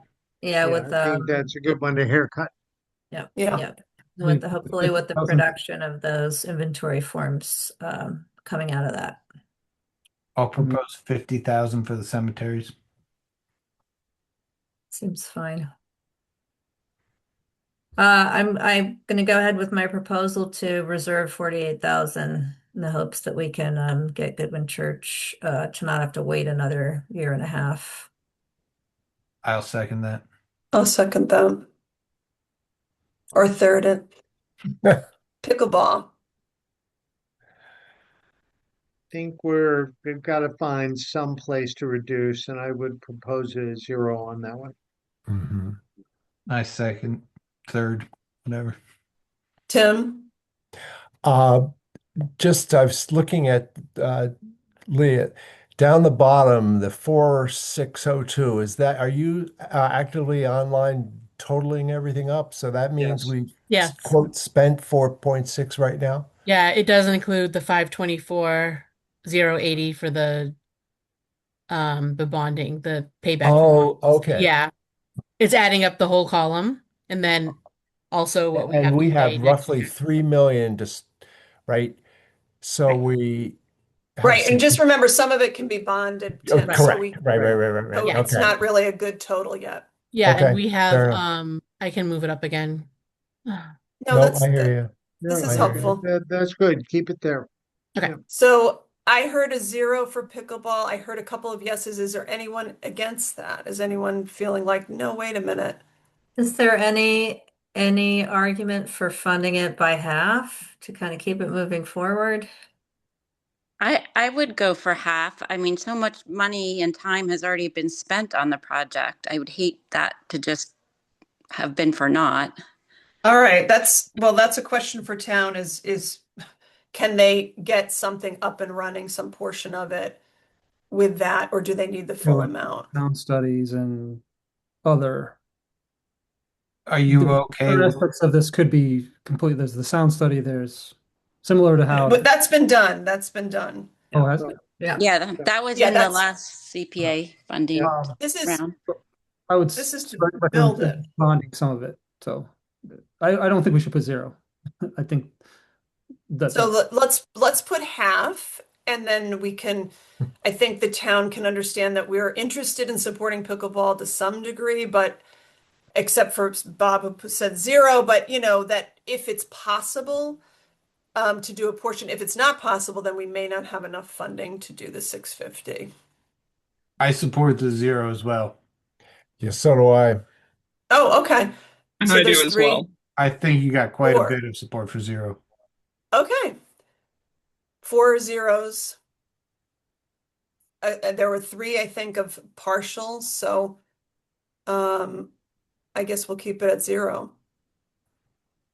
I'm for 0 for the Jones Library. That's the next one on the list. Hmm. Thank you.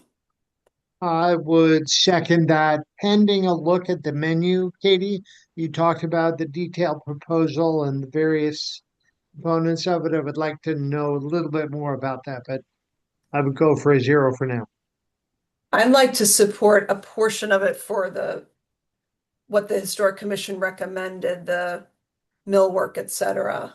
I agree. I had to switch rooms, so I don't have my papers in front of me, but yeah, I'd like to support the millwork and the trim work, exterior trim work.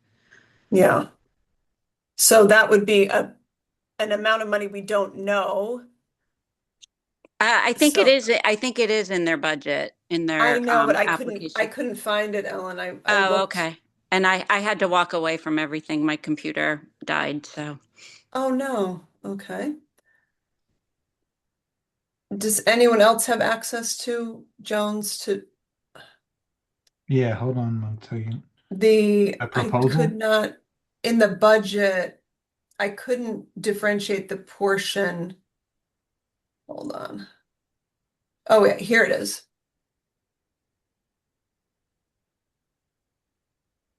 It's like 577, I think. 477 for wood carpentry repair, the trim, the existing millwork, and then wood floor repairs, 100. So 577 of the 1.3 or 1.2. Katie, does that include the exterior trim work? It says repair of the exterior trim. Okay, thank you.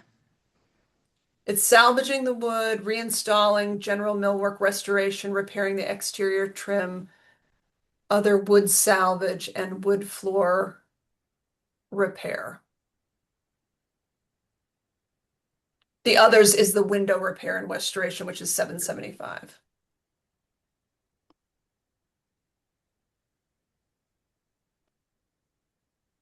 Okay, so we had a couple of zeros for Jones. It's Ellen and I have spoken up about a portion of it.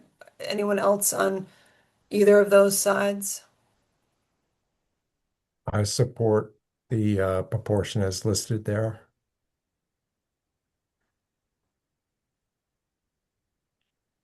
I think it's fine. I worry about how much bonding we'd be saddling future Right. CPACs with. So But exactly. That's what we have to, once we see the realities of this, we might have to make a different decision, right? Mm-hmm. Adjust this. Okay. Excuse me. So what's the last one there? Is that the passive recreation? Is that the signs? What are Yeah. folks? Yes. Industrial. I think that should be a 0. I I second. think that's, yeah, that's what we talked about. That could be another year. They could come back. I would definitely encourage them to come back once they finish the survey. Right. Yeah, yeah, I think it's a great project. it is. Okay. I think, is Dave still here? I can't see everybody. I see Sean. Looks like Dave has, oh, there's Dave. Oh, there you are, Dave. Dave, is this enough guidance to give us a sense from the town about possible ways of doing some of this? I mean, obviously, we're going to have to cut back in some of the places, but does this give you enough? Yeah, I think we can work with that. Sean is still on the call, but we can, if this is your guidance, we can kind of work from this and come back in 2 weeks with some recommended scenarios that for you to consider. Thank you. I appreciate that. Okay, well, it is 9:19. Thank you all for sticking with this. I know it was not easy, but I really appreciate your total attention. Everybody focusing and providing great input. Anything left? Questions that you have for me or for the town before we sign off? I'm supposed Maybe, to I'm sorry, Katie, maybe go just ahead. one quick question for Yeah. maybe Sean or Dave. What is the bonding interest rate now for maybe a 10 or 20-year bond? Any idea? It's going to be Is it around 3 or 4%, somewhere in that range. okay? Thanks. Great. All right, this was a long night. Thank you all. Thank you, I will, Katie. yeah, yeah. Thank you, So Katie. there are no topics that I didn't reasonably anticipate 48 hours before the meeting. I think I have lots of questions here, and I'll set up a time to check in with town on a few of these questions. But otherwise, I will entertain a motion to adjourn. So moved. Second. All in favor? Aye. Aye. All right. Thanks, Okay, everyone. thanks. Appreciate Thanks, Good night. it. everybody. Bye. Good night.